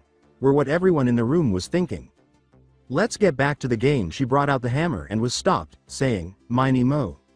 He began to sob, saying, "Wait, please wait, I'll talk, just please stop." After putting the hammer away, Naruto began asking questions.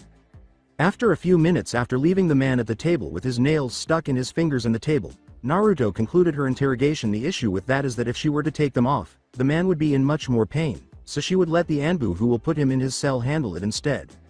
Here she is, then being questioned by Anko about the bloody state of the room and the tools she used for her interrogation. She pulled Naruto out of headquarters, with Anko once more delivering Naruto's report to a waiting Anbu. So you finally decided to get your hands dirty. We should celebrate. Let's go drinking tonight, she said. After 2 months, the department responsible for interrogation and torture has become the most feared group in the Anbu department. Why? Because of a certain person who has forced her inmates to decompose and become small, submissive inmates. After meeting this person, they were never the same. It would be like asking a man if he measures himself to ask who questioned them other than informing them that they had been in hell. They provided no description. When word got out about this person, it naturally spread throughout Fire Nation. People don't need to know Yami's real name, but this gave Hera, also known as Naruto Uzumaki, unwelcome attention. Yami naturally refused the civilian council's request for an audience, stating that she had more important work to do. It wasn't difficult to deduce that they were interested in her skills. They ordered her to meet with them, and Yami detained the civilian council for using their authority over an Anbu member. They were then taken to be questioned and put in jail like Anko and Ibiki. She relished every moment of having them under her care. The Hokage has stated that the civilian council has in fact asserted their power for attempting to command one of his Anbu forces, which is treason and carries a death sentence. The 2 elders have asked that Yami be arrested and that the members of the civilian council be released. The Hokage secretly appreciated Yami's comprehension of the Anbu law and rulebooks. The civilian council was eventually overthrown by the Hokage, including his damned teammates and the so-called elders, who have since been replaced by the clan council and other important individuals. The head of the academy, the finance and development departments of Konoha, and the final council member, who represents the Anbu forces, were the other individuals. At Anbu headquarters now, the captains and the Anbu commander were meeting to decide who would represent them in the council. The commander was among those who were reluctant to leave. The evil paperwork was enough for him. Everyone's attention was drawn to one of the captains when he said, "How about you, Ibiki?" As everyone nodded, another captain remarked, "That would be a good idea." In an attempt to escape this situation, Ibiki asked, "Now, why would an interrogator enter the council meeting?" Indeed, he is aware that serving on the council will result in more paperwork, but that every member will now assist the Hokage in the development of Konoha, as the Hokage has stated. Put differently, assist the Hokage with the documentation. One member of the Anbu captain stated, "To begin with, you will not break or go under pressure of other members trying to overpower you." The commander offered his opinion, saying, "Not to mention you can read the council members' expressions and make the right decisions for helping out Konoha." Ibiki said, "Bullshit. You just want to dump someone to do the damn paperwork," and got his response when everyone merely moaned and rubbed his temple in anticipation of the headache he would soon be getting in an attempt to escape his situation. Ibiki remarked, "What about the interrogation and torture department? I also have to be a proctor for the Chunin exams." The word, trying. As Ibiki swore to himself, one of the captains asked, "What about your apprentice?" Ibiki cursed at his situation once more as the commander pulled out her profile and said, "Yes, I hear she is doing great in her interrogation career." Naruto Uzumaki is his name. Yami is the alias. Gender: female, 13 years old, Anbu in Taijutsu, mid-Jonin ninjutsu, Jonin high genjutsu. Earth and fire have a secondary element affinity. Mentality: dubious rank of ninja, Anbu Jonin. 25C rank, 34B rank, and 13A rank missions. Jigoku Uyoku, Goka, and Jigokugan are bloodline abilities. Department of Anbu. Questioning and torture. There were 203 interrogations. 99.9% success rate. As he read the report of the numerous explosions she had caused, the commander remarked, "Now that is some record she got here." It also says she has an invitation to enter the demolition department. As the captain of the demolition department put it, "I remember that day I sent that request. The explosion she caused has made some of my members envy for the destruction she has caused, even if it was unintentionally. She is such a pyromaniac, if I may add." As the others began to listen, one captain remarked, "That reminds me of her abilities. If I may ask, what are the Jigoku Uyoku, Goka, and Jigokugan?" As he started to consider her abilities, Ibiki remarked, "They are her bloodline abilities. Her dojutsu allows her to understand and use genjutsu more easily. The Jigoku Uyoku increases her chakra reserves and strengthens her strength and fire techniques. Goka is the ability to command hell fire and survive the most intense fire she is engulfed in." Ibiki explained her skills to the other members. "So she has 3 bloodlines, so why isn't she under the Clan Restoration Act?" a member replied. There is a problem with her bloodline. One of them has the ability to burn. Anything that is injected inside her body poisons will decompose. Medicine will be burned down to a molecule, or in other words, what enters her body is destroyed the second it enters. We also learned that her blood samples were nothing. I mean, it is there, but we couldn't get anything out of it. Ibiki told them about the way her body works. She seems to have been intended for secrecy. One Anbu member summarized the information by saying, "She won't be able to get pregnant. Getting a sample of her DNA will be impossible if we can't get anything. Then that means she is just another dying bloodline user." When she found out about this, it didn't seem to bother her one bit. It was like she was grateful for this happening. Ibiki stated, "Anyways, back to the subject of why are you bringing this up in the meeting of who is going to be a council member?" Ibiki had a stony expression on his face, but on the inside he was. The commander said, "Ah yes, I want her to be the second captain of the interrogation and torture department." It's divided between being angry at his apprentice for dethroning him and being proud of his apprentice. Ibiki chastised himself for stating that, asking, "Isn't she still young for the job? She has been questioning people for a year. She is obviously old enough." She turned a war veteran into a weeping child. Ibiki, of course she is old enough, but I see where you're getting at. But I made it official with the Hokage and agreed to make her second captain of the interrogation and torture department. She'll start when I give her the news and tell her about her duties, the commander said as he put Naruto's file away. Now about being a proctor, this will help her get experience scaring genin for a living. That's what I do. As Ibiki accepted his fate, he pondered. Alongside Naruto, 2 months have passed since she unlocked her second Jigokugan stage. She received it on the evening that Anko took her out to drink. She doesn't recall how she got there that evening. She only recalls waking up with a terrible hangover on Anko's couch. She couldn't recall how she unlocked her second stage of her bloodline or how she got to Anko's apartment. In any case, she discovered a side effect from the second stage. Her eyes are now permanently red and able to see through genjutsu. The red eyes now sit in the center of the slit with a crescent moon pointing up toward the end of the upper slit when she uses her dojutsu. If you look at it, it resembles a trident. She can cast genjutsu more easily, catch multiple people in a genjutsu by making eye contact, and cast genjutsu by using fewer of the original seals. Thanks to her abilities, her ability to hypnotize increased by 10 seconds, and each stage will increase by an additional 5 seconds. Using her Jigoku Uyoku, she can now hypnotize simple-minded individuals. That's a big step. She had improved a little because of her affinity for secondary elements. The promotion to official Anbu member is one of them. The other enhancement can perform earth jutsu, but it's not a typical form. She can add sulfur to her earth technikasa, or, more accurately, brimstone, as Anko calls Ida, because of her Goka ability. Fire can ignite the yellow substance in the earth, giving her opponents more damage. However, Naruto's chakra is the only thing that can ignite the sulfur, and once it does, it emits a blue flame. She will have an advantage in her battles because of this. Anko and Naruto have also grown closer. Being in the assassination department herself, she trained her in assassination. What she and Anko did that evening still baffles Naruto. The only thing she and Anko can recall is getting into a fight in a bar, finishing it, and leaving the bill to an inebriated Kakashi, who doesn't recall that night. They still don't know how they got to Anko's house. Now Naruto slammed her hands to the ground and yelled, "Earth style! Earth dragon missile!" An earth dragon emerged from the earth, which was covered in rocks and yellow dust just before the dragon launched its mud missiles. Naruto performed a tiger seal, and the mud missiles were coated in yellow or orange liquid. Instead, one Anbu member began performing hand seals while the strange substances were directed at him. Water style. Water bullet jutsu. The Anbu aimed the strange mud missiles with water bullets that he blasted out of his mouth. After colliding, the two attacks neutralized one another. The Anbu believed that as Naruto's attack proceeded toward him, it was now a mud missile, which he tried to avoid as much as possible but was struck by a few. Naruto's earth dragon was still active and aimed at him, so he got up a little unsteadily. He performed more hand seals while cursing his predicament. Water style. Water dragon missile. The lake close by supplied the necessary materials to create the dragon, which was then directed towards the earth dragon. Note: it is very foolish to use a water attack against an earth attack. The match ended when the earth dragon exploded through the water dragon and struck it squarely. Naruto moaned at the victory. "Aw man," as the Anbu she was fighting was being treated for a few broken bones. She simply sighed and left the field, saying, "I didn't even ignite the earth dragon." Naruto, also known as Yami when on a mission, has developed an interest in fighting over the course of 2 months. She totally forgot about her taijutsu and ninjutsu during the interrogation.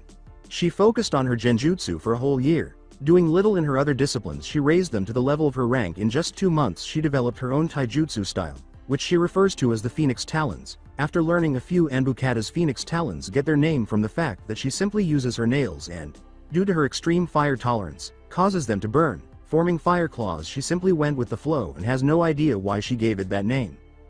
Her collection of ninjutsu has grown. Naruto acquired a great deal of earth jutsus and a few more fire jutsus. She needs to learn how to use earth jutsu because she has the Goku ability. Every jutsu is triggered in a unique way. She can use a tiger seal to ignite the jutsu, concentrate the chakra flow and dissipate it, or simply overflow it and let it explode. She removed her black mask as well. She revealed her face to the world after losing it with Anko that night and failing to get a new one. Naruto found either Anko or Ibiki when he entered the interrogation department. She searched but couldn't find them. Then she recalled that Ibiki was discussing a council-related matter with the other Anbu members during a crucial meeting. The day she bagged the civilian council members is still fresh in her mind.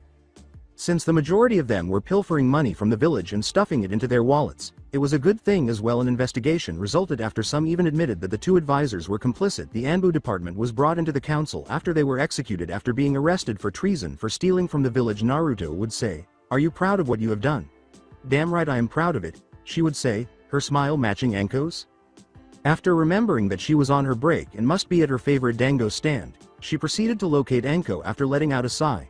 Naruto proceeded to question someone, but recalled that she and Anko had already questioned everyone with a sigh. She went in search of someone to talk to, Bug, or perhaps both. She had no idea that the Anbu commander and captains were watching her battle. Alongside Anko, she happily grabbed a stick and put one dango in her mouth. After one plate of dango was gone and another was brought to her. As she watched Anko eat a dango whole, a very irritated Kurenai remarked, "You know you have company, right, Anko?" "Sorry Kurenai, I haven't eaten this morning, Yami, and I had to do Ibiki's share of prisoners this morning and I had to skip breakfast. He had a meeting that will decide who will be a council member," Anko said as she bit into the dango. Kurenai wanted to meet Yami but was told she was too busy with her duties. "I have no idea who this Ibiki is, but I met Yami before. Who exactly is she?" Kurenai asked. "Sorry Kurenai, she is classified. Yami is one of the most skilled ninja I have ever seen and trained. If my guess is right, she made Anbu the same time as Itachi." Anko ceased eating and began to calculate. "Yup, almost the same time as Itachi, but I think she was a bit younger." Kurenai inquired, "Did she at least enter the academy?" "The majority of the ninja visited the academy." Kurenai was once again unaware of the identity of this Ibiki. Yes, she had entered the academy and stopped after she turned 11 and met Ibiki. Ibiki is the head of the interrogation and torture department of Anbu. He took an interest in Yami when she beat the crap out of a group of genin under 5 seconds. 5 seconds. She was 11 and she did what a Chunin will be envious of, Anko said, wishing she could have witnessed the incident.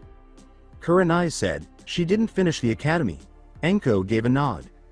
Kurenai was perplexed by the statement. It was the perfect thing actually, as she recalled how Naruto was, instantly forgetting what she had learned in the academy. Anko remarked, "You see, when Anbu takes in new recruits we have to get rid of 85% of what the person knew from the academy, and Yami only had to unlearn 23% of what she knew from the academy. She literally forgot everything she had learned in the academy when Ibiki told her to do so." Anko simply moaned in response to the inquiries, "So why must Anbu forget about what they learned from the academy?" Anko returned to her dango and asked, "How should I know?" Kurenai learned of the rumors that Yami had eliminated all corruption in the village, saying, "I hear she was the one who took down the civilian council members and the 2 advisors for corruption." She also learned that, in just 1 week, she accomplished what the Hokage has been attempting to do for the previous 13 years. "I remember that day." She grinned broadly at the idea of thrashing the council members without questioning them. The individuals who passed through Anko had to be questioned again by Ibiki and Naruto. They were aware that she was promoted to Special Jonin rather than Jonin by the civilian council members. Special Jonin is essentially a Chunin rank. It simply indicates that you are an expert in a particular field and have the authority to lead Chunin until a Jonin assumes command later. After the civilian council was abolished, she was promoted to the rank of Jonin. Kurenai simply ignored the comment and carried on talking to Anko, saying, "It was the best early birthday gift that was given to me." Naruto is back. Naruto discovers that Yugao Izuki, another Anbu nin wearing a cat mask, is seated in the same room as her. She was discussing her most recent interrogation with a female nin with her. Naruto remarked nonchalantly, as though it were commonplace, "So I threatened to violate her with a blunt kunai to get her to talk." That's when she cracked. Yugao, who was afraid that would happen to her, said, "That would be just brutal. Was that really necessary, and were you really going to do it?" "No." Naruto simply shook her head. "Sometimes it would be best to scare women about losing their lower region, and I was glad she took my bluff." Yugao was told by Naruto even she would speak if she experienced such a thing. Ibiki entered the room just as she was about to say, but still. Ibiki turned to return to his office, and Naruto swallowed at the tone of his voice as he said, "Naruto, we need to talk. This can't be good." She turned to face Yugao, wished her luck, and walked away. When Naruto walked into Ibiki's office, she noticed that there was another person there. He was the commander of Anbu based on the clothes he was wearing. Ibiki sat down in his chair and said, "This here is Commander and he will have a word with you." When she had him observe her interrogations, Naruto had a few encounters with the commander. Although his code name is Yamato, she recalled that his name was Tenzo. Naruto turned to face Tenzo and remarked, "I remember him." Knowing that he is well known in Anbu and is currently feeling very proud of himself, he was nodding. The man winced, and Naruto swore she heard, "Damn it, she remembers, you're the guy who still owes me money." Naruto overheard Ibiki muttering under his breath, "He's not here for that, he is here to give you some important news." Telling Naruto, "Really now, is he going to pull a Tsunade and get away with paying his department?" Tenzo simply sighed, took out his wallet, and handed Naruto the money he owed her. "Okay, what is the news?" Tenzo informed Naruto, who knew she had heard Ibiki complain about paperwork. "We made the decision to send Ibiki to the council." Naruto questioned, "And why am I here?" She had no idea how big of a deal it was to send Ibiki to the council. She was aware that something similar would occur. It's a wise decision to send an Anbu captain to head the torture and interrogation division. What makes it a huge deal, then? Naruto gasped when Tenzo told her, "We had an overview of your records while we were having our meeting to send Ibiki to the council." This caught Ibiki's attention. "I'll take you with me if I go down," Ibiki pondered while Naruto considered how to escape this situation. Teaching Naruto the news, Tenzo said, "I am here to congratulate you to your promotion as captain." She asked, still in shock over her promotion, "What?" As Ibiki grinned at the news that Naruto was assisting him with the paperwork, Tenzo remarked, "You are now a captain of the Anbu and your duties will be to help Ibiki with the more interrogations and help Ibiki out with the paperwork in Anbu." Naruto summarized what had been said to her and asked, "What?" The only thing that popped into her mind was Naruto's comment, "Why me of all people? I mean, Enko has more experience than me." Ibiki had a counter-argument and understood what she was attempting to do. "Naruto, Enko is to a member of the assassination department of Anbu, so she won't be able to be captain, and she has a rank of Jonin now, so you are a full member to the interrogation department. Your duties are to command a group of Anbu members freely and you only answer to the Hokage. Now you fill in your own reports of your interrogations and sign other reports to bring them to the Hokage." Naruto sighed when she heard about the paperwork. Even the Hokage cannot defeat the great evil, which is a code word among the high-ranking individuals who are aware of it. Anything else, other than fighting the evil? As Tenzo and Ibiki watched Naruto's mood completely deteriorate and the temperature in the room rise, Ibiki said, "Yes, you are proctoring the Chunin exams." "Anything else?" Naruto inquired in a somber tone that hinted at more terrible news. The two men in the room shook their heads. Unwilling to confront her in her current state, the two men exhaled in relief as she departed. Ibiki ordered a fire crew to put out a fire, and Tenzo remarked, "You really know how to pick 'em. Why did you order that?" As Tenzo and Ibiki heard some explosions, Ibiki remarked, "If I know me apprentice, she'll need to release some steam. They wouldn't want to fight her now, surely." Tenzo asked, "Was it the right decision to make her captain?" Ibiki simply shrugged and returned to his pile of paperwork. Alongside Naruto having destroyed a training ground, she proceeded to let off more steam. She detested fame and used proctoring the Chunin exams as a means of gaining notoriety.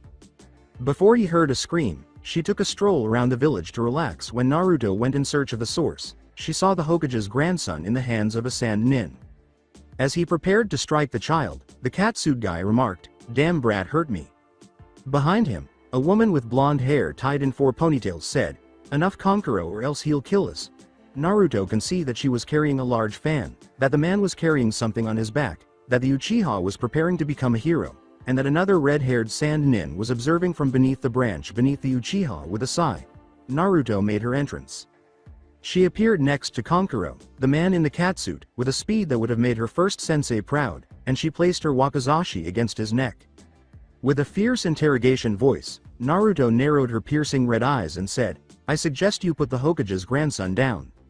This girl would kill him if she could conceal herself and show up next to him like that." But Kankuro was shaking and didn't sense her at all. He simply let the child go and watched him writhe. She took her blade out and put it back in its sheath once the child was safe. Naruto startled the 2 sand ninjas and the Uchiha by saying, "Good, now tell your teammate in the tree to come down." She adores these responses. When Kankuro and his sister looked up at the tree, they noticed a sand nin named Gaara. Gaara, Kankuro said. The other two sand nins shunshin down between the sand nin in the tree sand. Who are you? Naruto asked the red-haired sand nin, Gaara, as he looked at him and saw that, aside from his evil green eyes and the blackness surrounding them, he had a strange, foul-smelling chakra she played hard to get because the looks from the other two show that they were afraid of this guy. The sand nin unleashed his murderous intent on Naruto, saying, "That's none of your business." Naruto simply shrugged it off, but everyone else in the area felt this and trembled. Who is she? No one I've ever seen would dismiss Gaara's intention to kill so casually, sweating visibly from the pressure of her brother's murderous intent, the blonde sand nin pondered. She's so dead. Was it Nin's idea to wear a catsuit? Come for a genin, not too bad. Naruto considered this sand nin's intention to kill. I might as well do the same for you, not wanting the others to share in her wrath. Naruto let loose some of her murderous intent and directed it at the redhead. She saw him gasp, drop to his knees, and clutch his head. There wasn't much intent to kill, so what the devil is wrong with him? It would be slightly more than his. As Naruto saw this nin, Gaara, clutch his head in agony, he reasoned that it wasn't her intention to kill. She has returned. Go for it. Run. In his mind, Gaara heard his mother scream. Mother doesn't seem to like it, but he liked it when he sensed her intent to kill. He was on his knees, obstructing his mother's cries for him to leave her or perish.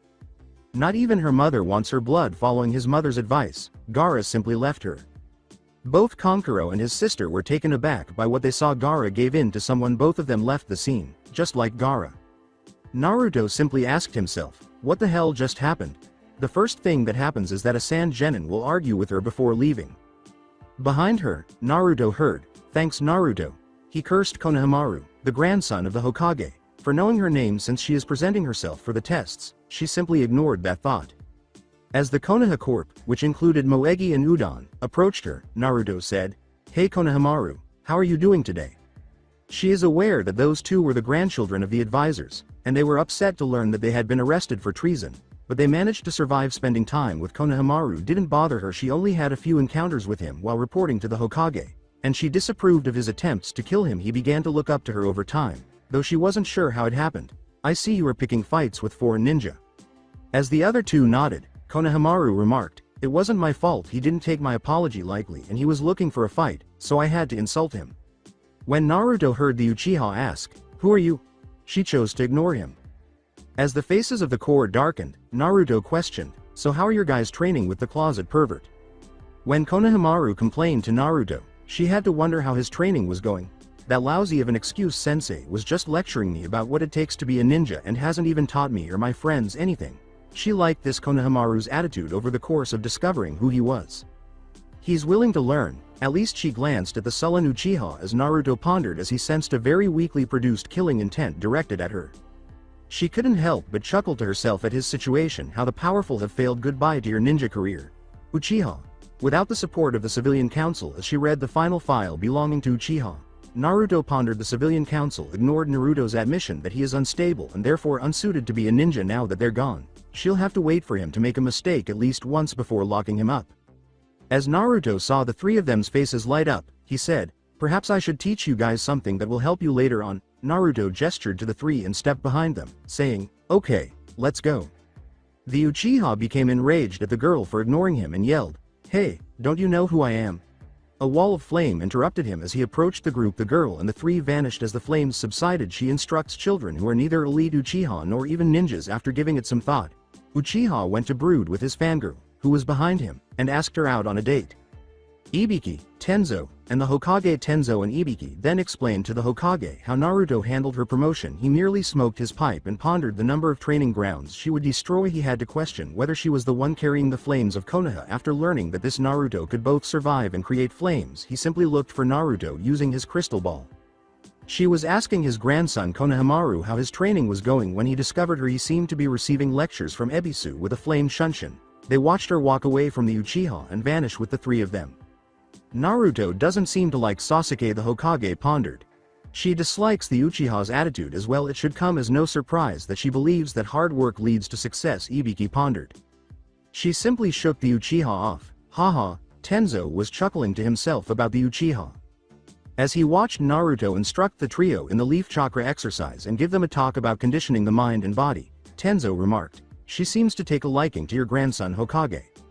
As he continued to watch Naruto's lecture about strengthening the mind through book study and conditioning the body through exercise, the Hokage remarked, indeed, he was quite pleased that she was able to connect with his grandson, and he was proud of him and his friends for listening to everything she had to say. The trio would benefit more from her instruction. As he observed the group, the Hokage pondered, Ibiki, would she teach them anything from Anbu?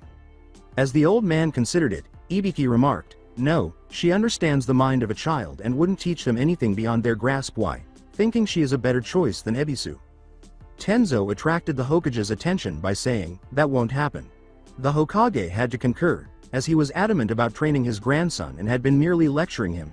Ebisu has his mind set on training the Hokage's grandson and he won't let that happen.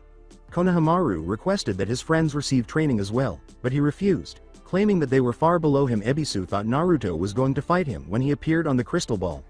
Think she will kill him, Ibiki? The three of them watched the crystal ball intently as Ibiki said, no, she won't kill him, but she will beat him down. Alongside Naruto, she was thinking as she observed the tree putting a leaf on their foreheads. How fortunate Ebisu is to have trained him while observing Konohamaru master the leaf chakra exercise, Naruto pondered. It took him an hour to master, he is truly brilliant. Naruto started to question whether she was cut out for teaching. Since Konohamaru is a versatile fighter, the taijutsu style of his family should suit him well. She turned to face Moegi. The girl is of the right age to try out my style and has a solid understanding of chakra. She needs help with her balance, so I'll need to find something. Naruto turned to face Udon, the group's brain. He would be excellent at jujutsu and would be a good strategist. Naruto considered the trio's taijutsu style and started to consider their area of expertise. Naruto and the three of them looked up at the tree and saw the Ebisu. There you are, honorable grandson, they exclaimed. The trio yelled, closet pervert, which infuriated Ebisu. Ebisu jumped to the ground and said, honorable grandson, what are you doing here? Your training session with me started an hour ago. Konohamaru shocked both Ebisu and Naruto by saying, no way, my new sensei is Naruto sensei and she actually taught me something. Both Ebisu and Naruto exclaimed, what? But Ebisu was so shocked that he was kissing the ground with his lower jaw. He can't be sincere, is he? Wondering how Konohamaru came up with that, Naruto pondered. Ebisu screamed, you can't be serious. He didn't like it when someone took away his student, especially if it was a young girl. Ebisu missed the significant rise in temperature and the reluctance to kill the aforementioned nobody. Surely a nobody like her wouldn't be able to teach you anything. The crystal ball even broke and began to radiate heat. Naruto said in her professional voice, I'm a nobody, am I? And crossed to the open field. When the three of them realized that Ebisu and Naruto were going to fight, they started to back off. How about this nobody show you what she can do? Ebisu took a loose stance and declared, I'm an elite Jonin, the highest ranking ninja in the village. Surely someone like you won't be able to defeat me. He didn't take her seriously. As she leapt towards him and performed 3 quick front flips to land her heel on Ebisu, Naruto uttered the words, your funeral. He didn't anticipate the ground breaking into a massive crater when he sidestepped it and the heel made contact with the ground. Taking advantage of this gap, Naruto kicked Ebisu and spun around the area 4 times quickly. He simply blocked the kick because, once more, he didn't believe that such a thing was strong and that the earth shattering was merely a weaker earth. He made the grave error of flying into a tree and breaking it when the kick struck him. Naruto asked, feeling lighter after letting all of her pent-up anger out in those kicks, how do you like that?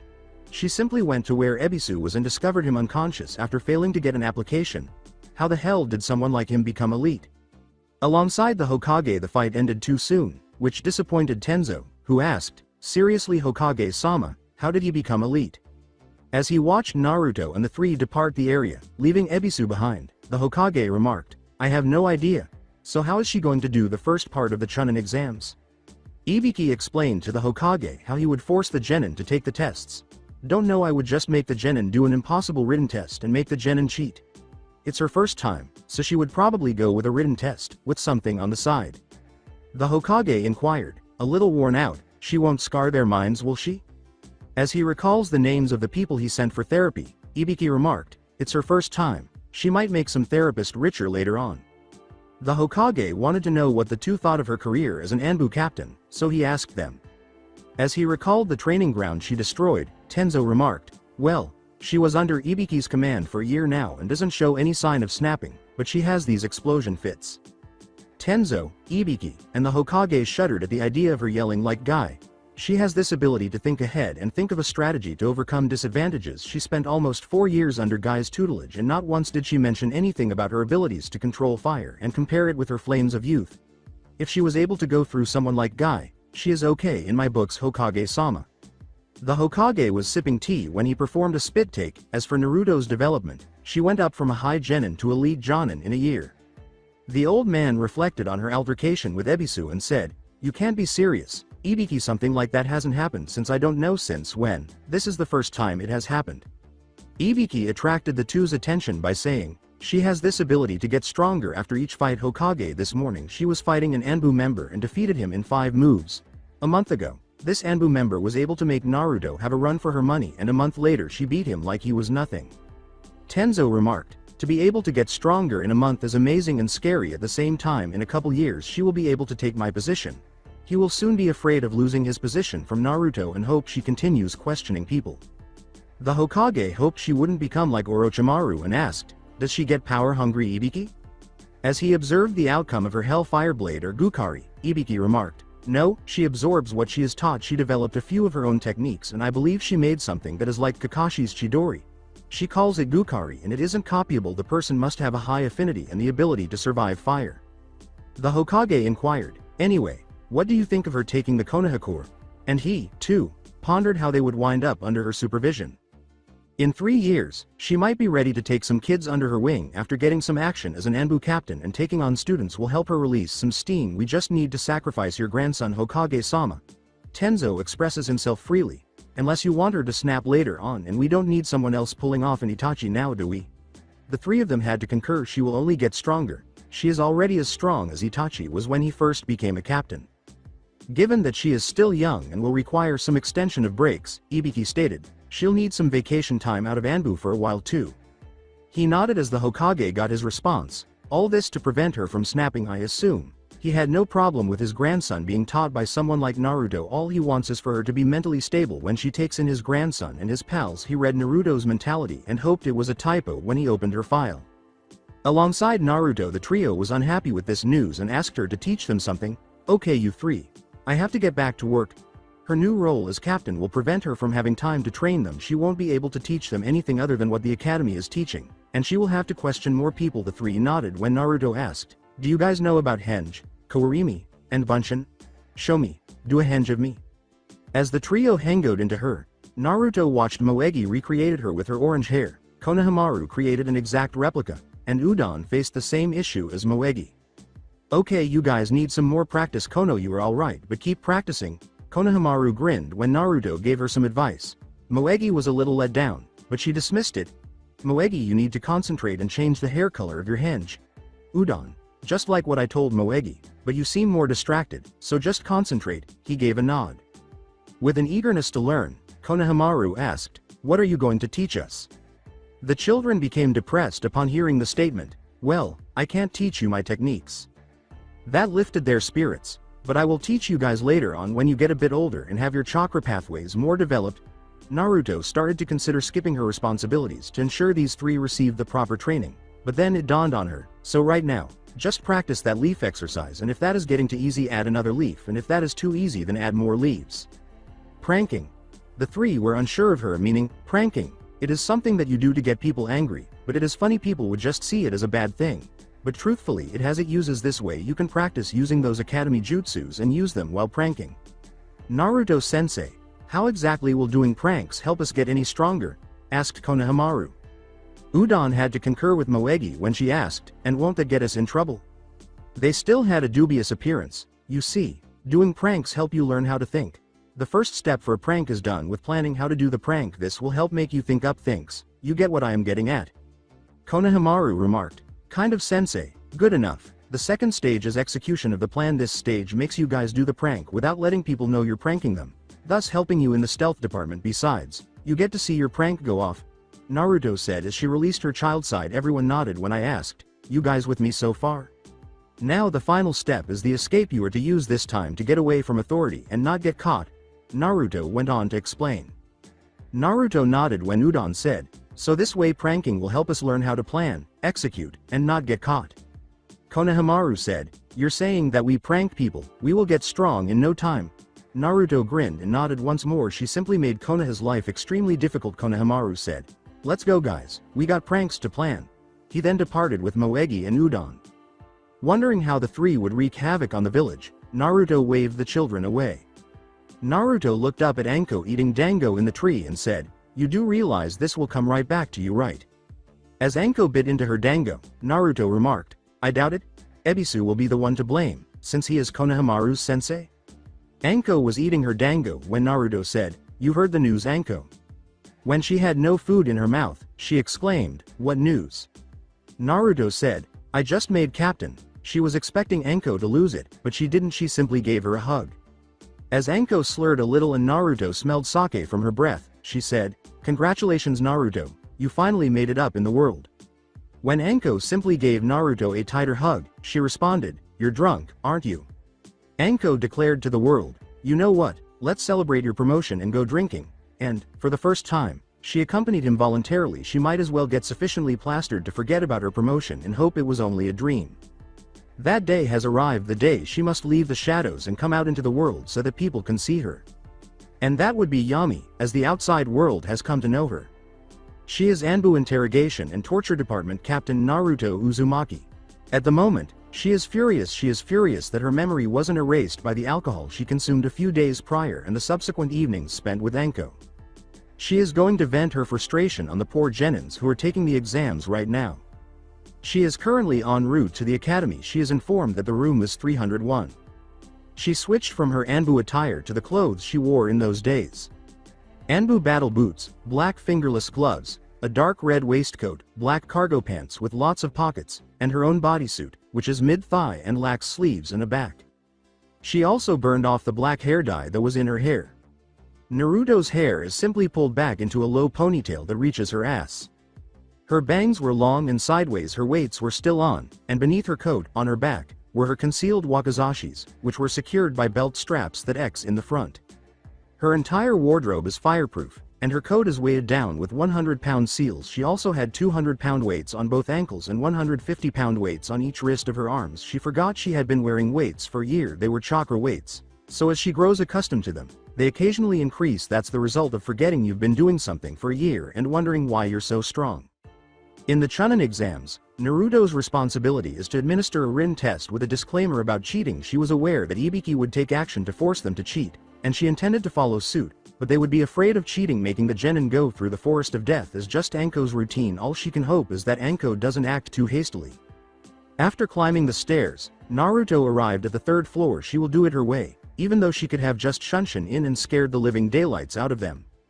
Naruto arrived at 301. Naruto heard someone on the other side of the door ask, "Do you have information for Gaara of the Sand, Rock Lee, and some woman named Naruto?" Who knows this kind of information, though? It sounds like the Uchiha. Naruto overheard the discussion and learned specific details about Rock Lee and Gaara. The public isn't given access to that kind of information, so how did he obtain it? When this person revealed her true name, Naruto winced. Let's see here. Naruto Uzumaki. When Naruto was introduced as a proctor, her name was actually revealed to the Jonin, but that is unimportant. The point is that if he divulges her information, this genin is venturing into uncharted territory. Only the Hokage and the commander of Anbu have my information, so I just hope he doesn't have any specifics about me. After giving it some thought, Naruto started paying closer attention. The man said, "She didn't graduate from the academy." Sasuke simply grinned in response. The man holding the card said, "Instead she skipped the academy and entered Anbu. She made a new record of gaining captain status that used to be held by Itachi." Naruto swore she sensed the Uchiha's intent to kill, but not enough to make her fear him. Her taijutsu is Anbu level, ninjutsu Anbu level, genjutsu is also Anbu level, and she has an ability that rivals the flames of Konoha.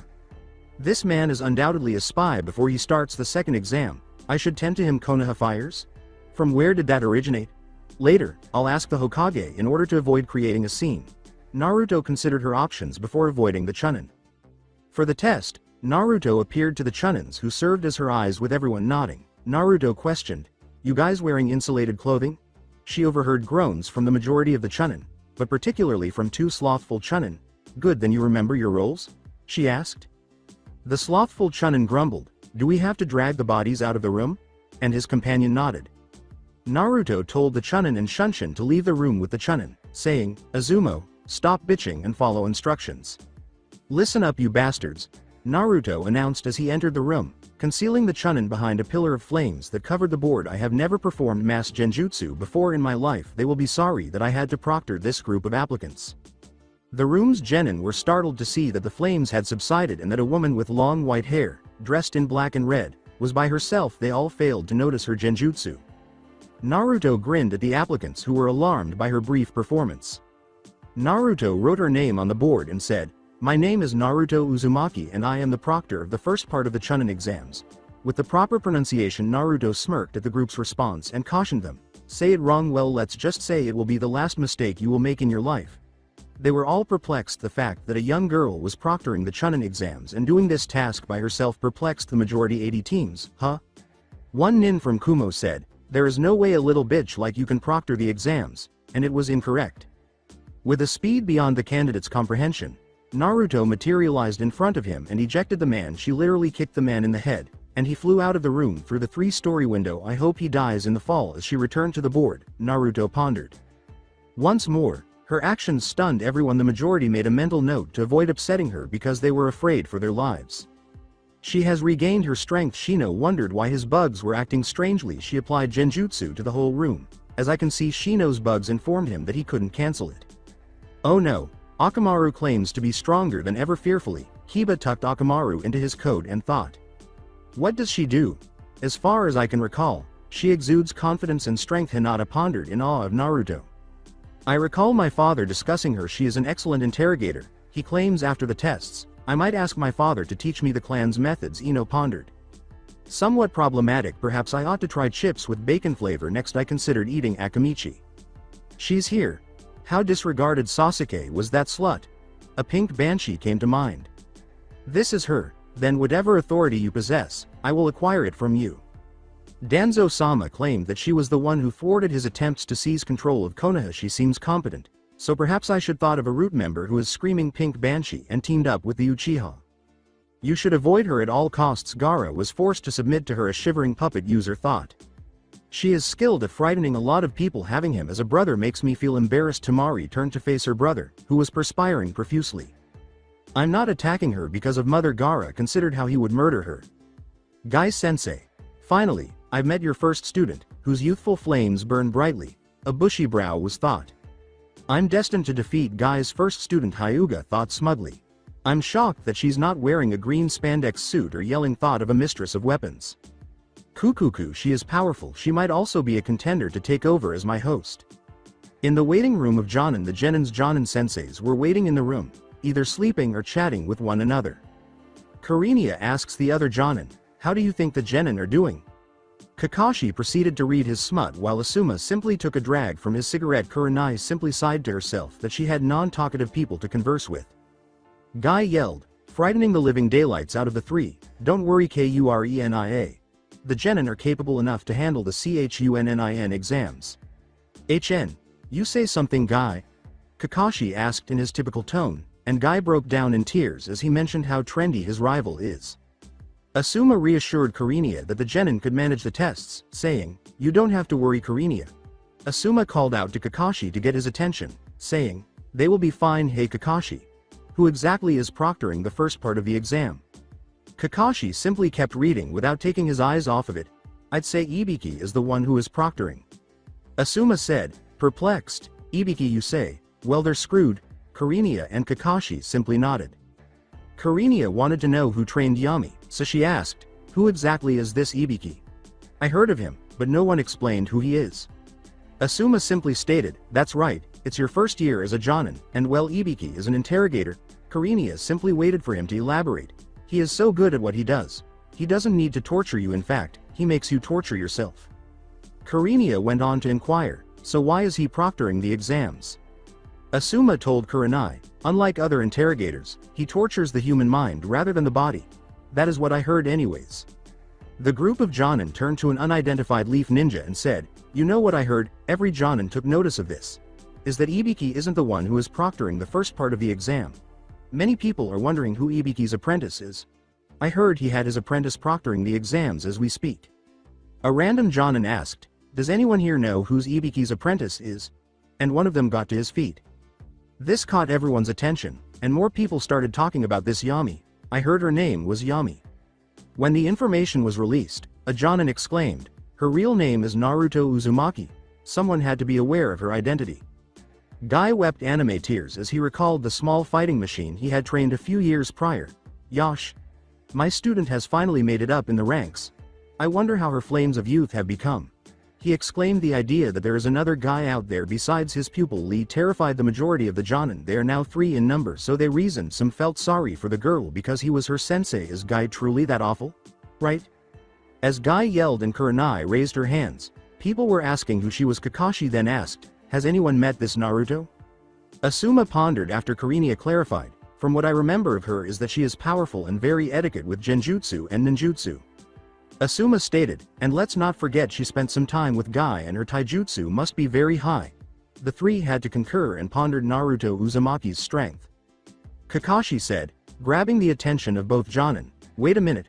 This sparked additional discussions about the rumors circulating about Yami, which they discovered to be Naruto. She has spent some time in Anbu's interrogation department. What part of interrogation is she into? Asuma took another puff and said, "If what the rumors are true, then the genin are royally screwed." Kakashi felt bad for the genin. This Naruto only piqued Kurenia's interest. In 301, as 2 Kumo contenders departed the room, Naruto yelled, "Whoever is teamed up with that guy, get the hell out." Naruto simply smiled and turned to face the applicants. "Kabuto Yakushi? I suppose I'll handle him later." She turned her attention to Genin 8 and a specific genin. A ninja of roots, he is supposed to watch over the Uchiha and keep him out of trouble, according to Ibiki.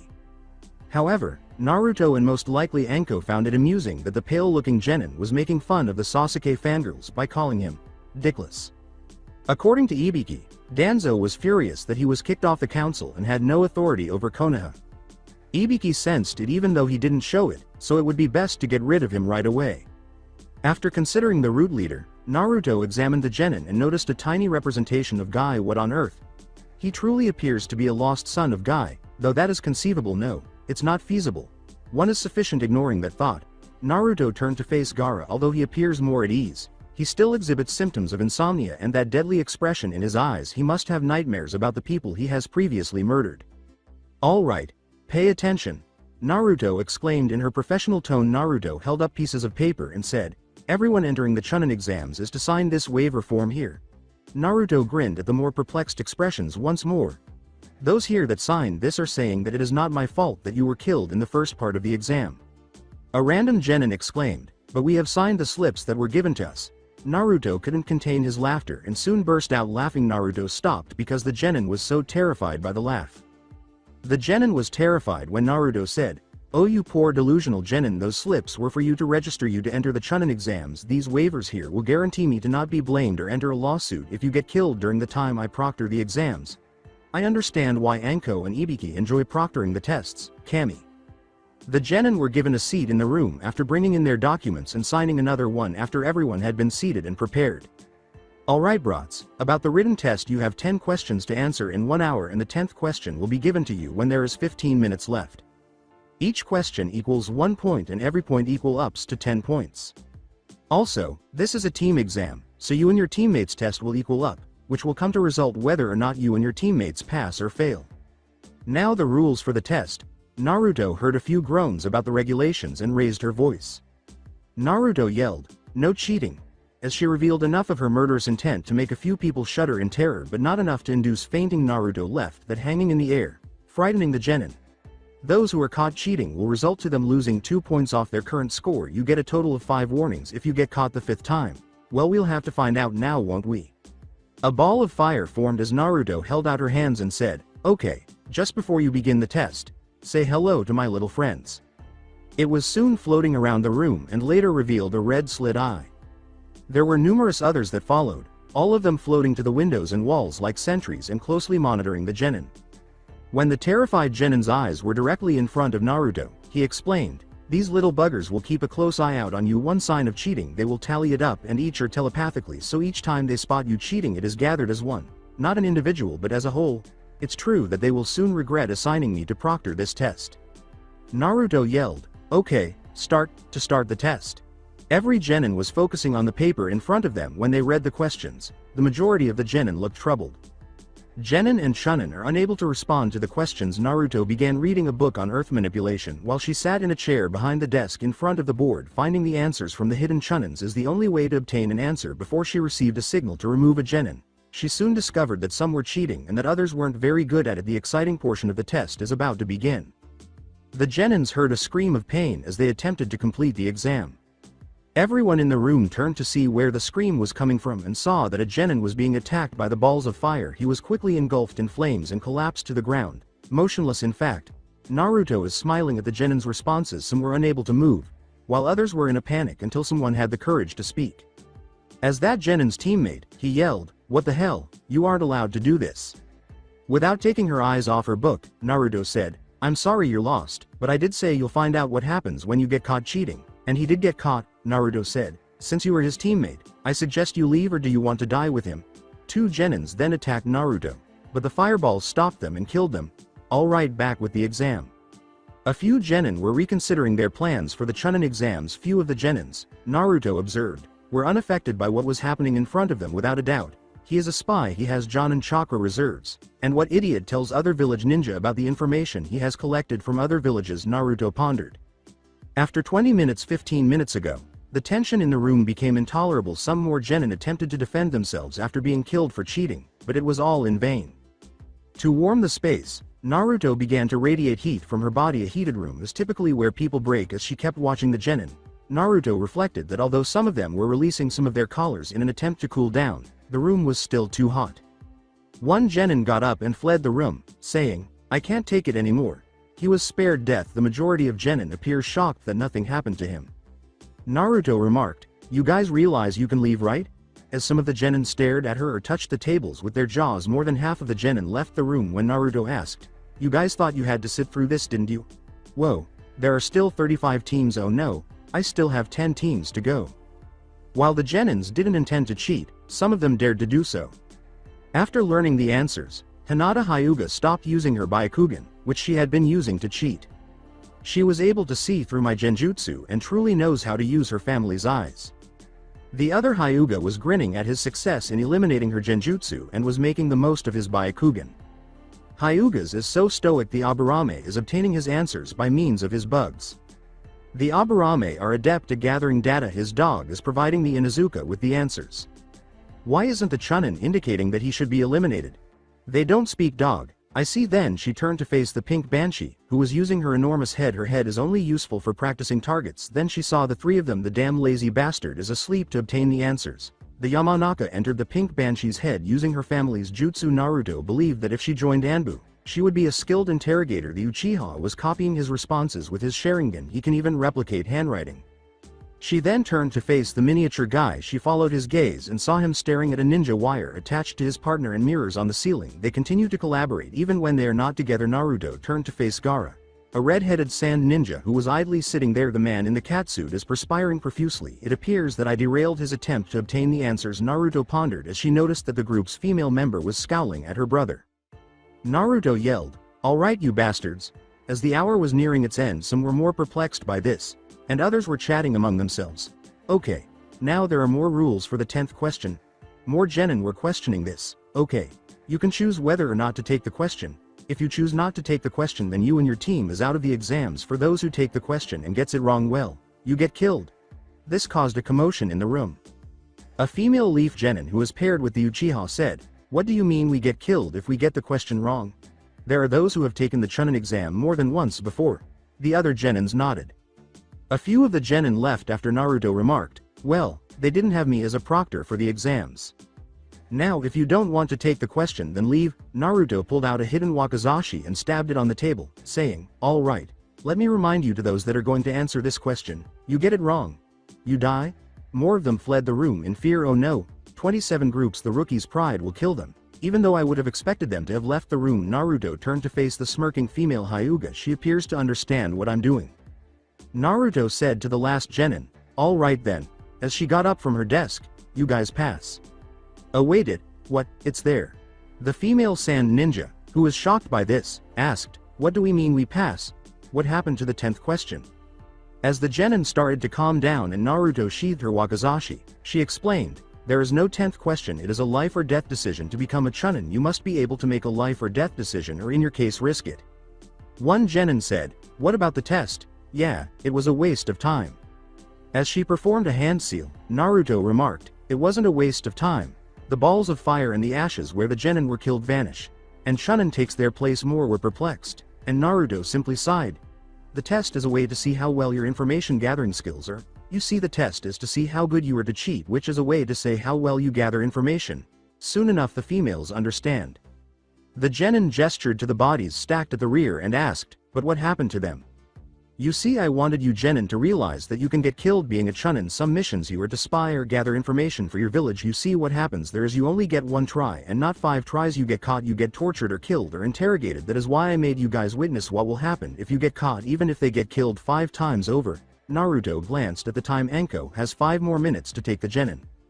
The window then broke soon after, a ball opened, and 2 kunai pinned a piece of cloth with a message to the ceiling. Anko Mitarashi is the attractive and unmarried second proctor. At least she is accurate with her timing. As the black cloth obscured her view of the genin, Naruto pondered. Using a microphone, Anko exclaimed, "Don't relax just yet. You still have to get through me, Anko Mitarashi." Naruto burned the banner that obscured her view and said, "You can get rid of the microphone, Anko." "Hey, it took me 2 hours to make that," Anko shouted directly into Naruto's face and into the microphone. Naruto slapped the microphone from Anko's hands and said, "It took you 2 hours to make that banner?" Then, as she counted the genin, Anko said, "Well, I was kind of drunk, and let's just say I was drunk, okay? Huh, you lost the bet." Recalling her wager with Anko, Naruto remarked, "I only needed 2 more than you would be paying the next time we go out drinking." The next time they go out drinking, Naruto will be the one to pay if she has 25 or more teams left in her proctoring time. "Yeah, don't worry, it was your first time proctoring and not bad. By the way, I'll get rid of half or more when I go through with them," Anko replied with a wicked grin. The genin made Naruto feel sorry for him after going through her. They will now be proctored by someone who has no idea what restraint is. Naruto was sitting in a chair, not bothering to look at the papers, after the genin had left. A group of Anbu materialized in front of her as she snapped her fingers. "Follow me." 5 days later, Orochimaru asked his spy Kabuto, who was by himself when he entered the tower and had some burned and sliced clothing, "Is this accurate, Kabuto?" Kabuto straightened his glasses and gave the information card to Orochimaru, saying, "Yes, Orochimaru-sama, Sasuke's skills during the exam are on that card." Orochimaru narrowed his eyes at Kabuto and said, "What happened to the other 2? As Orochimaru laughed at Kabuto, he raised his defenses, saying, "I got figured out as a spy and narrowly avoid capture, but the other 2 were killed. I have finished my intended mission though." "Kabuto, you have become careless in your spying after all. That Naruto was eyeing you suspiciously from the moment she entered the room and captured us in a genjutsu." Orochimaru laughed at this news. He then gave Kabuto a menacing smile that sent shivers down Kabuto's spine. "No one was able to capture me in a genjutsu before. She is a threat to our plans, Kabuto. Don't underestimate her." Orochimaru pulled a scroll out of his pocket and gave it to Kabuto, saying, "She will become an excellent host." Orochimaru nodded, and Kabuto said, "The plans for Suna." Orochimaru didn't say it, but the message was clear. "Don't fail me again, Kabuto, or else I will." He signaled his departure by melting into the wall. Kabuto shunshin away and pocketed the scroll office tower. Kabuto shunshin entered the office where Tenzo, Ibiki, Anko, and the Hokage were. As Kabuto vanished and Naruto took his place, Anko questioned, "Did it work?" Just before she let out a shiver that sent shivers through her body, Naruto said, "Please don't make me do that again." Oh god, he wants me to become one of his hosts. Naruto started to lose it, but she was saved from doing so by a secret supply of sake. Naruto calmed down after a much-needed break and handed the scroll she had received from Orochimaru to the Hokage, who examined it. As Naruto took another gulp of sake, the Hokage remarked, "It was risky, but you were able to get this much out of him." She now feels bad about catching Kabuto 5 days prior. When Anko yelled, "All right, you maggots. It's time to start the second exam," the genin entered the forest. Every genin went into the forest aside from one particular person. Gate 43. As she blocked Kabuto's path to the forest, Naruto uttered the words, "Kabuto Yakushi. I wonder if that is your real name." Kabuto put his glasses on and said, "Yes, it is my real name." He is cautious around her. "Do we have a problem, Naruto-kun?"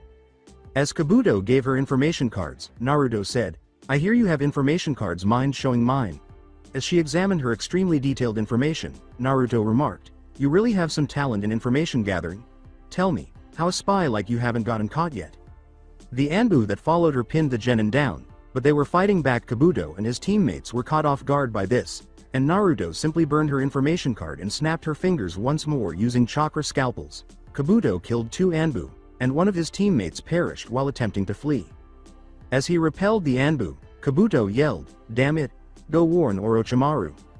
Orochimaru, the other genin, was intercepted by Naruto. Naruto threw a punch, but the man caught it, and she felt her chakra being absorbed. Going somewhere? The man burst out laughing. I'm going to absorb all of your chakra until you have nothing left, the man declared, holding Naruto in place while accelerating his absorption of the chakra. The man's attempts to absorb her chakra only made Naruto laugh. The man absorbing her chakra was making her uneasy. Naruto said in a sweet way that would make you run away in terror, you want my chakra? After releasing her first stage of Jigoku Uyoku, Naruto exclaimed, fine. You can have all the chakra you want, and was quickly overcome by chakra. Her original chakra is different from Jigoku Uyoku's because Jigoku's chakra contains a small amount of fire chakra. As soon as the man absorbed that chakra, he began to experience pain, which quickly spread throughout his body. He released Naruto from his grasp as soon as the pain became intolerable. What's wrong? Didn't you want my chakra? The man was shaking and soon started to experience more pain in his body. What the hell are you?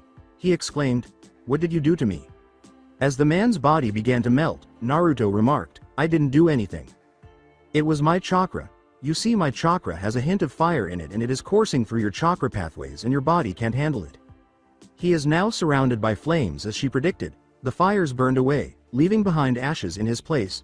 Your body can't handle the flames, so you will just turn to ashes. She returned to the area where the Anbu and Kabuto were engaged in combat and they were being given the boot. Naruto appeared behind Kabuto and knocked him unconscious as if he were nothing, saying, I leave you guys for a minute and you need my help. The squad leader said, I'm sorry, Captain, but he is stronger than he appears. As the Anbu handed her Kabuto's information cards and departed the scene, Naruto commanded, I see, then take him to the interrogation rooms and wait for my orders. After she figured out how to use the cards, Naruto was studying them. She couldn't help but laugh at Konoha's lack of security as she examined each card through fire. Shunshin, she departed. Alongside the Hokage was fighting the evil paperwork as he always did. He had to invite the daimyo and Konoha's clients' writing letters as a laborious task. He finished writing a letter to a client and moaned. I would do anything for a break. Kami responded to the Hokage's thought with a fire pillar. Hold on a minute, Kami doesn't respond with a fiery pillar. Naruto gave the Hokage what she had found and said, Hokage-sama, I just captured a spy and I think he is working for Orochimaru. As long as I'm able to avoid paperwork, the Hokage pondered. Naruto gave the Hokage the information cards she had taken from Kabuto, saying, from what I gathered, this Kabuto has gathered information off other villages and most of the information is about Konoha's patrols, security, and ninja information. As the Hokage went over the cards, his demeanor shifted from lightheartedness to seriousness, and Naruto realized that she needed to act professionally. When he was acting this way, the Hokage asked gravely, where is Kabuto Yakushi? Naruto answered, I gave the Anbu the order to place him in an interrogation room.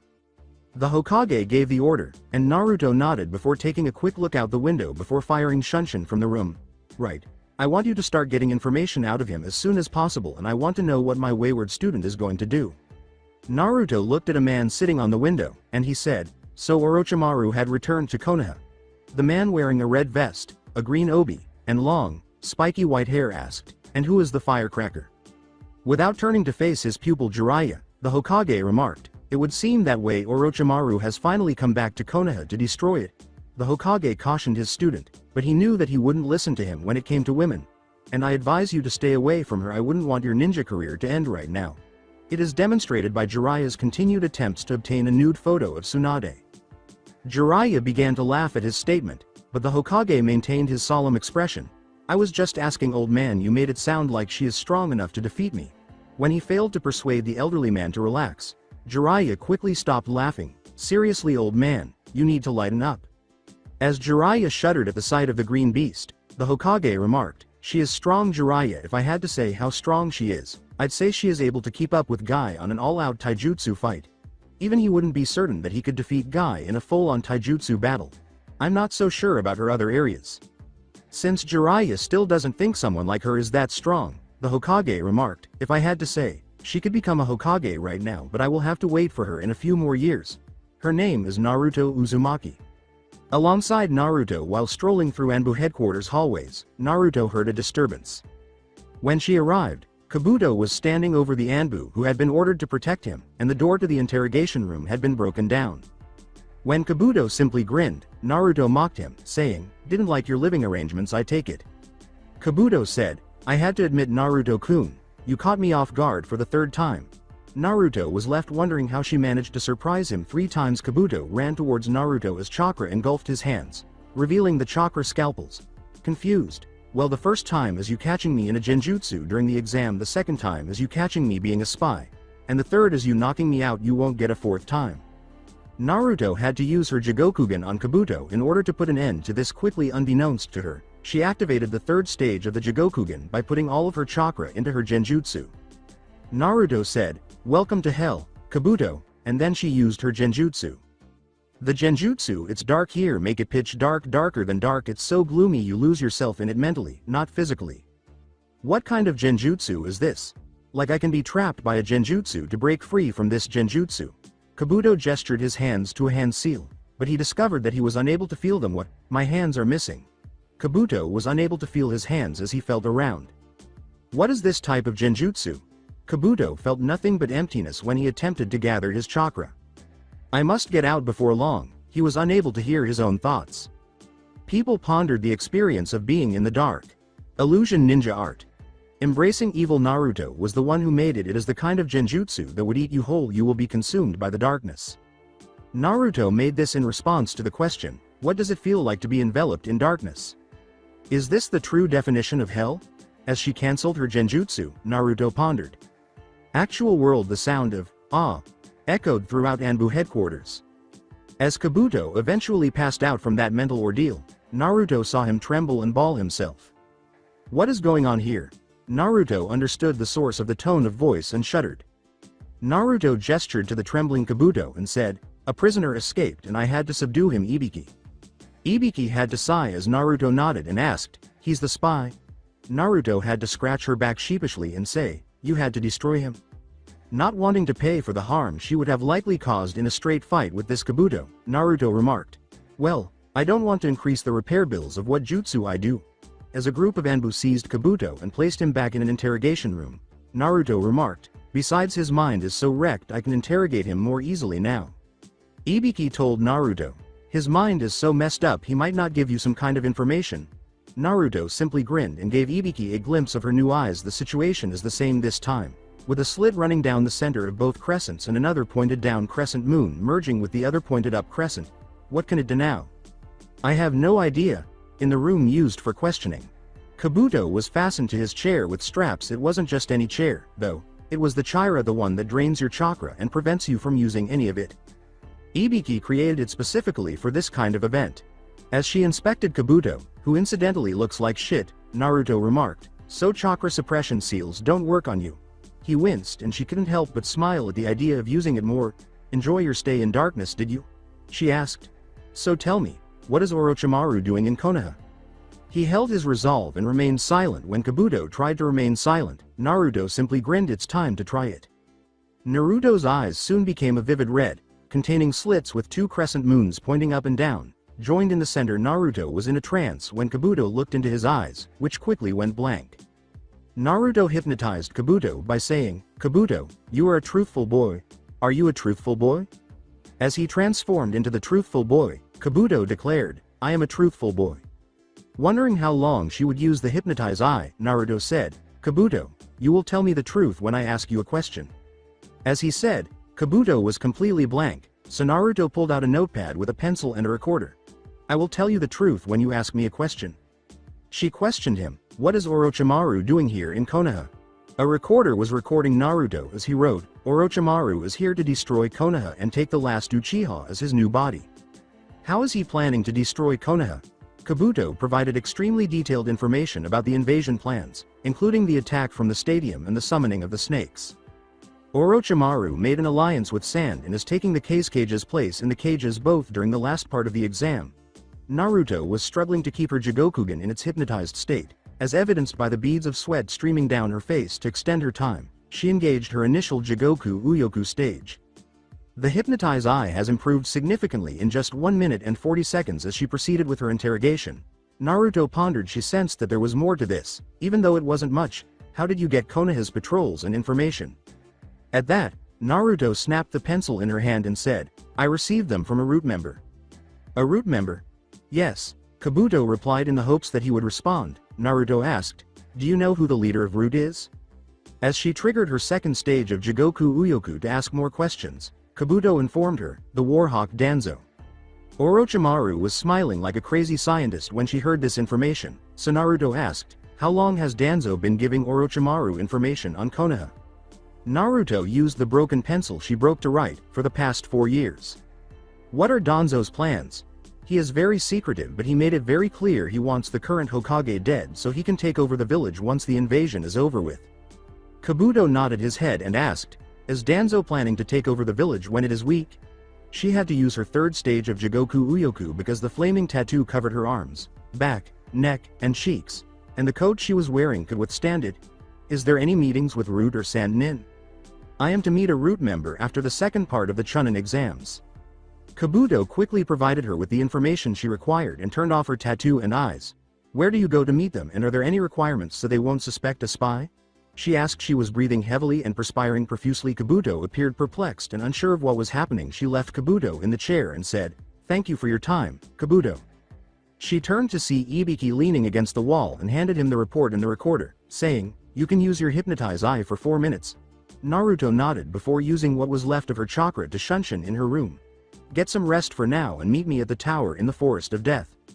After 3 days in the tower in the Forest of Death, the Hokage's office was occupied by Anko, Ibiki, Tenzo or Commander, Naruto, and the Hokage himself. To ensure that no one could hear what they were about to say, the Hokage used silence jutsu. He questioned Naruto, the head of the interrogation division, is this accurate? Naruto boastfully remarked, I had Ibiki to take a shot at Kabuto and he gave almost the same thing, but my info is more accurate. Ibiki was once more engaged in a conflict over whether to kill her or to be proud of her. Anko was beaming broadly, and the Hokage pondered what was making her happier. The Hokage now realized why Anko is so. I also had Anko interrogate him as well, happy. With a nod, the Hokage proceeded with the report. The news that the Sand Village would also be taking part in the attack most unsettled him. The Hokage instructed Anbu to go to a location that Kabuto had provided and verified was the Cage's death. He will need to bring this to the attention of the Sand Village, but he will wait until it is required. The most unsettling information, however, is that Danzo has been providing Orochimaru with village information for a few years. He will need this in order to murder him. The Hokage questioned the 4 individuals present, any ideas on how we are going to have to go through with this? Everyone agreed with Tenzo when he said, well, we can't bring this information to the village right now. We will have to keep Orochimaru in the dark as much as possible. We won't be able to bring this information to the Sand Village as of now. It is like what Kabuto said, he is taking the Cage's place during the Chunin exams, and we know that he has the ability to take people's faces. Ibiki addressed the group. Ibiki nodded as Naruto stated, he is currently controlling the Sand Village right now. As they contemplated their next course of action, the Hokage remarked, if that is true, then bringing this information to the Sand Village will just warn Orochimaru of his plans being found out. Everyone left the office to go about their daily activities after hearing the statement, we'll continue with this meeting after the second exam is finished. You are all dismissed. 1 day prior to the test, Naruto was shocked by what she was hearing. Even though Sasuke hasn't entered the tower yet, the Hokage wants her to meet Orochimaru. When he does, Kabuto had to give Orochimaru the information he had gathered about Sasuke's personal observation abilities during the Forest of Death phase. Tenzo and Ibiki insisted on sending Tenzo instead of Kabuto. It wouldn't be wise for Anko to approach Orochimaru after all. She barely made it out alive when she went to pursue him, and Orochimaru will recognize her because she has the cursed seal. In contrast, Naruto is an expert in genjutsu and other disciplines, but she can also conceal her dojutsu with a powerful genjutsu and trick Orochimaru into thinking he is meeting Kabuto. The Hokage wants Orochimaru to think that Konoha is unaware of the invasion. After all, Kabuto appears to be in the middle of the plan, even if he must go this far. She has reverted to her former self after deceiving Orochimaru and consuming some sake. His presence has frightened her since she has never encountered someone who would smile so malevolently. Who knew Kabuto had a difficult life? He added that she will be attending Kabuto's meetings in his place. Indeed, Kabuto has a difficult life exam day. I'm what? Naruto yelled at Anko and Ibiki. You will officiate the preliminary matches. Anko looked down at Naruto, who was radiating a lot of heat and intent on killing, and said, we need someone to referee because Hayate is busy right now and there are too many genin that passed. But I'm wasting my time on it. I still need to arrange a meeting with this Baki and Ibiki threatens Naruto, who tenses up at the thought of completing paperwork, saying, either you do this or I am going to make you do some of my paperwork. She caved and said, fine. So that's it for today. I hope you guys enjoyed it. Don't forget to like, share and subscribe to the channel for more awesome stories like this. Thank you. See you all in my next video.